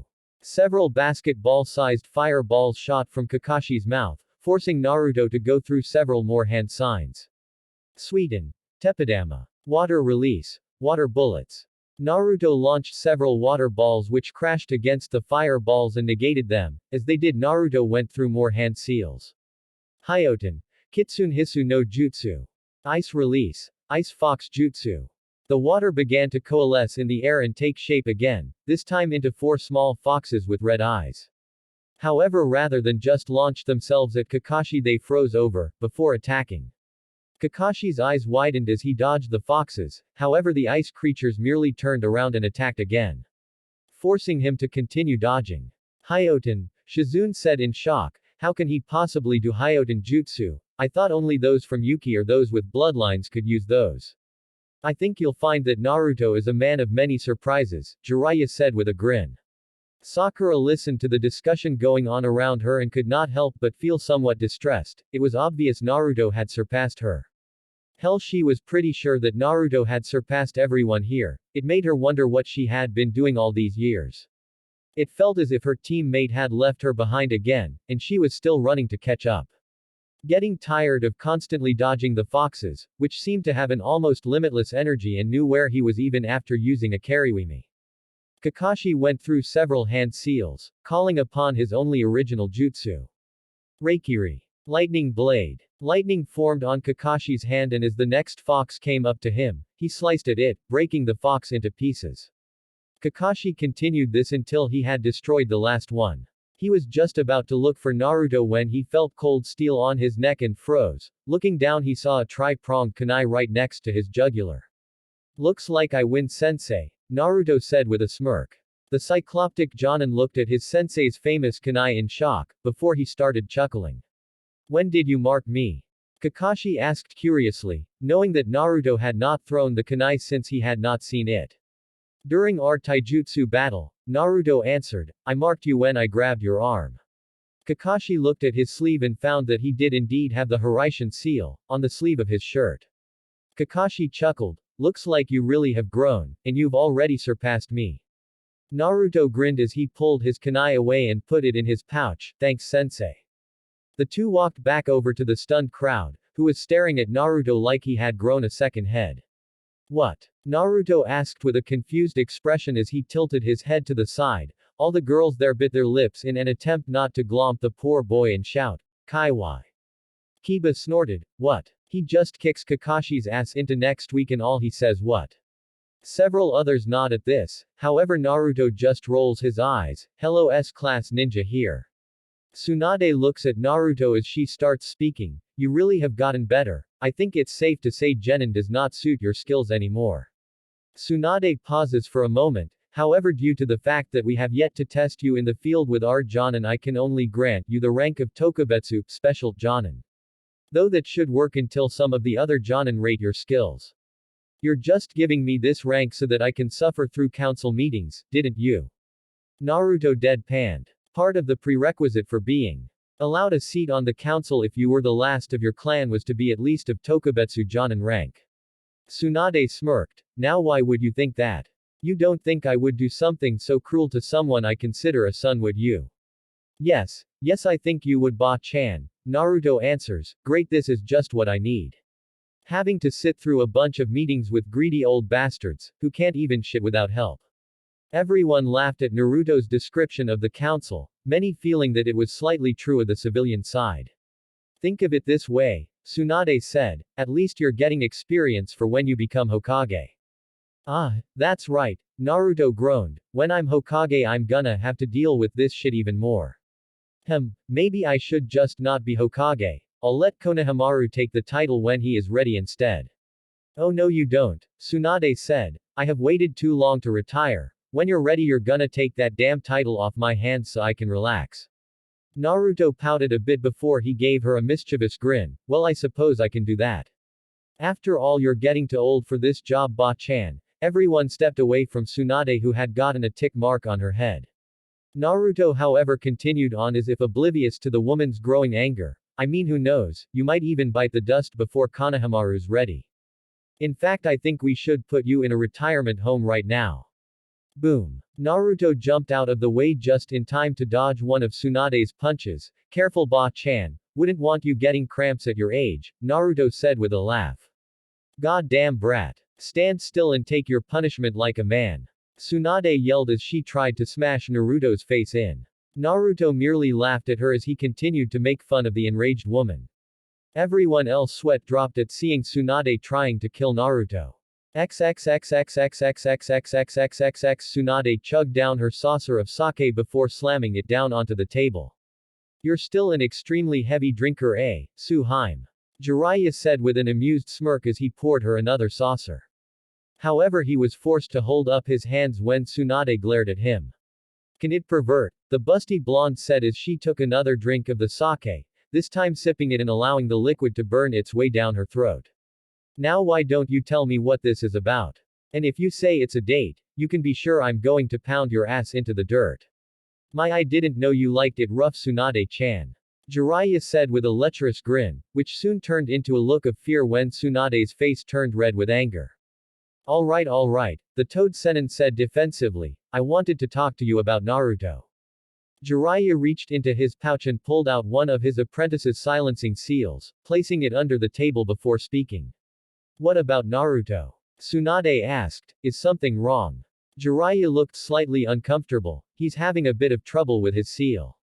He quickly held up his hands in a placating gesture when he saw Tsunade look like she was about to freak. Don't worry, the seal isn't breaking or anything, it's just loosened, he finished lamely. Loosened? What happened? Tsunade asked when she saw the slightly guilty expression. It's actually my fault it happened, I had used the key to loosen the seal. I had hoped it would allow Naruto to access more of Kyuubi's chakra. XXXXXXXXXXXXXX flashback. Jiraiya groaned as he pushed himself on the ground. Looking up, he found himself petrified as he gazed at what had almost killed him. Or rather, who had almost killed him. Naruto was currently in a vicious battle against Yugito and B, who had pushed him out of the way, and the battle was not going in the favor of the other two Jinchuriki. The Kyuubi's chakra had completely covered Naruto's body, mixing itself in with his blood and had burnt off all of the boy's skin. Not that you could even see the skin, since the chakra was so thick it actually looked similar to the full transformation that Yugito and B could do. Outlining Naruto's form were what looked like fox bones, giving Naruto an even more menacing appearance. His eyes were a glowing white, and his teeth looked like large black fangs. Behind him were 7 fox tails which were currently swishing back and forth in an agitated manner. Jiraiya was not quite sure what had happened. One moment he was loosening the seal to allow Naruto better access to Kyuubi's chakra. The next moment all hell had broken loose, with the vile power exploding out of Naruto in an uncontrolled manner. B and Yugito were using a combination of teamwork and power to try and subdue the blonde, without hurting him too badly. However, it was hard since Naruto was not going easy on them, and the Kyuubi was the strongest of the 9. Naruto sent out his tails, forcing the 2 other Jinchuriki who were in full cloak mode to dodge and weave in between them. Yugito jumped back as B came at Naruto, using his 8 tails to hold down Naruto's 7. His last tail wrapped itself around Naruto himself, allowing B to lift the blonde into the air and toss him. Naruto was sent sailing, before he smacked onto a rock wall sending dust and debris everywhere. A red light began to gather in the dust cloud, and the 2 were soon forced to dodge a giant cylinder of destruction. The beam tore a path through the landscape before exploding in the distance. At the same time, Naruto shot off the wall and engaged B in a battle. The Hachibi Jinchuriki was forced to dodge the vicious attacks of the blonde, however Naruto managed to catch him off guard and smacked him with his tail. B was soon sent flying to the same place he had sent Naruto to earlier. Yugito tried to use B's battle as a distraction to get up close, however Naruto seemed to have heard her as he looked over at her and roared. Launching himself at the woman, Naruto used his claws to try and swipe at her. Yugito did her best to dodge, while trying to get Naruto to come back to his senses. Naruto-kun, you have to control yourself. Yugito yelled in her semi-demonic sounding voice, don't let all that power consume you. Naruto did not act as if he even heard Yugito, and just continued to attack. After a while he managed to catch the Nibi Jinchuriki off guard by sending a blast of compressed chakra at her. It smacked her dead on and sent the young woman into a rock face. Yugito coughed as the force of the impact created a large crater. She was just about to get back up when she let out a cry of pain, and felt a stinging sensation in her left shoulder. Looking up, she saw Naruto, who had just impaled her through the shoulder with one of his tails. Please, Yugito said to Naruto in a soft voice, trying once more to get the blonde back to his senses. This isn't you, she trailed off as Naruto tilted his head and looked at her, as if trying to solve a piece to a puzzle. Yugito tried again to bring back the person she had found herself falling for. Please, come back to me. Naruto looked away as he grabbed his head, shaking it like he was trying to clear it or in pain. B and Jiraiya, who had been rushing towards them, stopped, not sure what was going on and knew better than to try something with Yugito currently at the blonde's mercy. Naruto continued shaking his head as he grit his fangs. He turned his head to look at Yugito. Why Yugito? Chan, the voice was distorted and sounded completely demonic, but the fact that Naruto could speak at all meant that he was still there. Before anything else could be said, Naruto pulled his tail out of Yugito. Throwing his head up, Naruto roared, sending out a stream of continuous red energy. B and Jiraiya, who saw this, realized what was happening. He's letting out all the energy into the sky, trying to drain Kyuubi's chakra dry. Jiraiya looked over at B. Tell me, do you ever stop rapping? Killer B just looked at him like he was stupid. Why would I quit, when my rap's a hit? Jiraiya just shook his head before looking back at his apprentice. He was just in time to see Naruto turning back. The red chakra began to recede, first from his face and then continuing downwards. As it did, the Toad Sennin could not hold in a grimace. His apprentice looked like he had his skin peeled. The young teen's entire body was an angry red color. Blood was leaking out of many spots where the skin had been completely burned away. Some areas were so bad that Jiraiya could see Naruto's muscles and organs. It definitely looked painful, and judging by Naruto's hoarse screams, it was more than just that. Finally, Naruto was back to normal, or at least as normal could be when in such bad condition. The blonde dropped to the ground as exhaustion and pain took him. Thankfully, Yugito was right there and managed to catch him before he could hit the dirt. She sat down and gently placed Naruto's head in her lap, tears of worry running down her face as she stroked the blonde hair, which had started to grow back. Soon the rest of the boy's body began to heal. Normal and healthy-looking skin began forming on him, crawling up his body, making it almost seem alive, as steam began to sprout from the other wounds that were healing. Naruto opened his eyes and saw Yugito's tear-streaked face over him. Despite his hand feeling like a 200-ton weight, the blonde managed to lift it up. He placed it on Yugito's face and began to stroke her cheek with his thumb, making the blonde woman purr and lean into it. Are you okay, Yugi-chan? Asked Naruto in a voice that sounded as if it had not been used in years. Be baka, Yugito said as she grabbed Naruto's hand with her own. I'm the one who should be asking that. Naruto smiled as his eyes began to close. Sorry to worry you, I'll be fine, after some rest. The blonde shinobi's eyes closed as his hand became limp, making Yugito hold his hand a little tighter to her face as he fell asleep. Jiraiya breathed out the sigh of relief he had been holding in. He knew that they had been lucky. Had it not been for Naruto's incredible willpower and his feelings for Yugito, the Toad Sennin was sure that things would have ended much worse.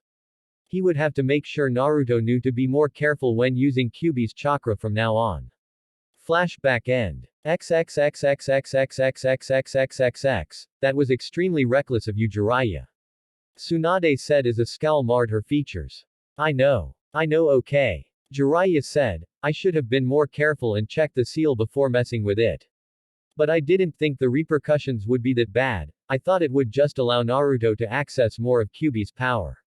Tsunade sighed. Is there any danger of something like that happening again? She had to be sure that Naruto would be alright, both for his sakes and whatever team he was on a mission with. It hasn't happened since that first time, Jiraiya said. Even when he does use Kyuubi's power, he does a pretty good job controlling it. Right now he can go up to 6 tails and still retain control, however each tail is twice as difficult to gain control over than the last one. Still, I wouldn't worry. He has to lose all forms of emotional control in order for him to go berserk, and that's a lot harder to do now that he has matured. Tsunade sighed. Very well, but next time be more careful, okay? Don't worry, I won't be doing that again, Jiraiya said. The rest of the time the two teammates sipped their drinks in peace. XXXXXXXXXXXXX, man I love booze. Naruto rolled his eyes as Kiba walked around the Akamaiki-owned restaurant with 2 bottles of sake in hand. The dog ninja was already drunk. Who would have thought that Kiba was a lightweight? Naruto snickered to himself as he looked around at the people there. The Konoha 11 had decided to come here and celebrate Naruto's return and recent promotion, allowing Naruto to talk with some of his friends. Over in the corner of the room Naruto spotted Shikamaru, Shino and Neji, all of whom seemed to actually be sober. He made his way over to them. Yo. Shino, Shika, Neji, how are you guys doing? We are doing pretty well, Naruto-san. Shino said as he looked at the blonde through his goggles. At least that was what it looked like. It was hard to tell with Shino. I take it these last 4 years have been good then? Naruto asked as he took a small sip of his sake. Nothing too troublesome has happened if that's what you mean, Shikamaru said in his lazy drone. It has been pretty quiet without you in Konoha, Neji put in as he picked at his food. Yeah, well, not many people can liven a place up like I can, Naruto said with a small smirk. That's true, you seem to make trouble everywhere you go, Shikamaru said with a mumble of troublesome blonde. As the conversation continued, Naruto looked out over the small group of people. Lee was talking with Tenten as he made enthusiastic gestures. Naruto could not make out the entire conversation, but he had heard something about youthful parties in the discussion.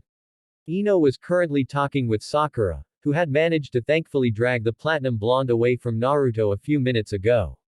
Kiba was still running, stumbling around with alcohol in his hands. Choji was not surprisingly over by the food table, eating to his heart's content. In fact, the only person who seemed to be missing was Hick. Naruto-kun. Naruto paled as he turned around, to find a drunk Hinata trying to make her way towards him. Truth be told, Naruto was not quite sure what to make of the lavender-eyed girl. He had not really had much interaction with her other than her blushing and fainting whenever she was near him. It had taken spending time talking to various women and learning what he could about interacting with them, that he had realized the girl had a crush on him. However, there was a problem with this. The simple fact was Naruto did not have any romantic feelings for the girl. She was his friend and he would not deny she was physically attractive, however she was just not the kind of woman he looked for when looking for a relationship. The girl soon stumbled into him, forcing Naruto to wrap his arms around her so she would not fall. This, however, proved to be a mistake, as she pulled his head down so it was next to hers. Have I ever told you, how much, just as the girl looked like she was about to kiss him, when thankfully her head dropped and she fell unconscious. Naruto breathed a sigh of relief as he lifted the girl up. He looked over at Neji and gestured to Hinata. Hey Neji, do you think you could? Yes, I will take her back home, Neji replied as he took Hinata from the blonde. Neji shook his head. I wonder what Hiyashi-sama will think when his daughter comes home passed out from drinking.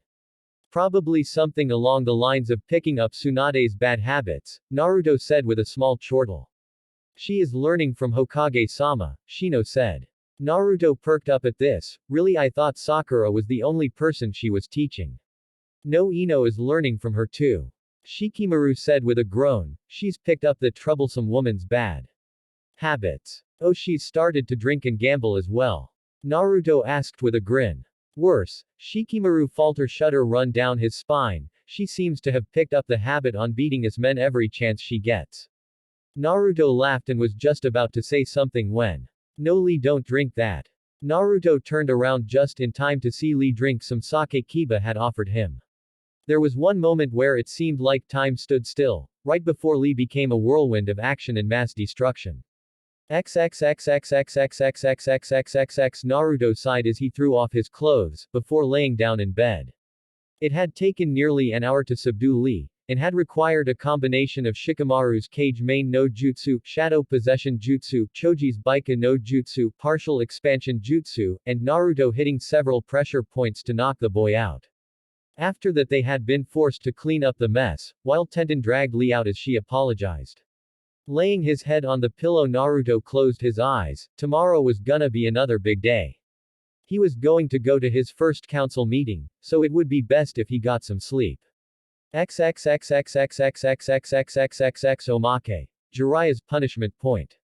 3 Jiraiya awoke with a groan. His head was currently ringing and it felt like he had gone several rounds as Tsunade's punching bag, which was an accurate description of what happened. As he opened his eyes he realized that he was lying on a table, which he was currently bound to. His arms were tied under the table in a way that he could not even move them, while his legs were spread eagle and tied to the end.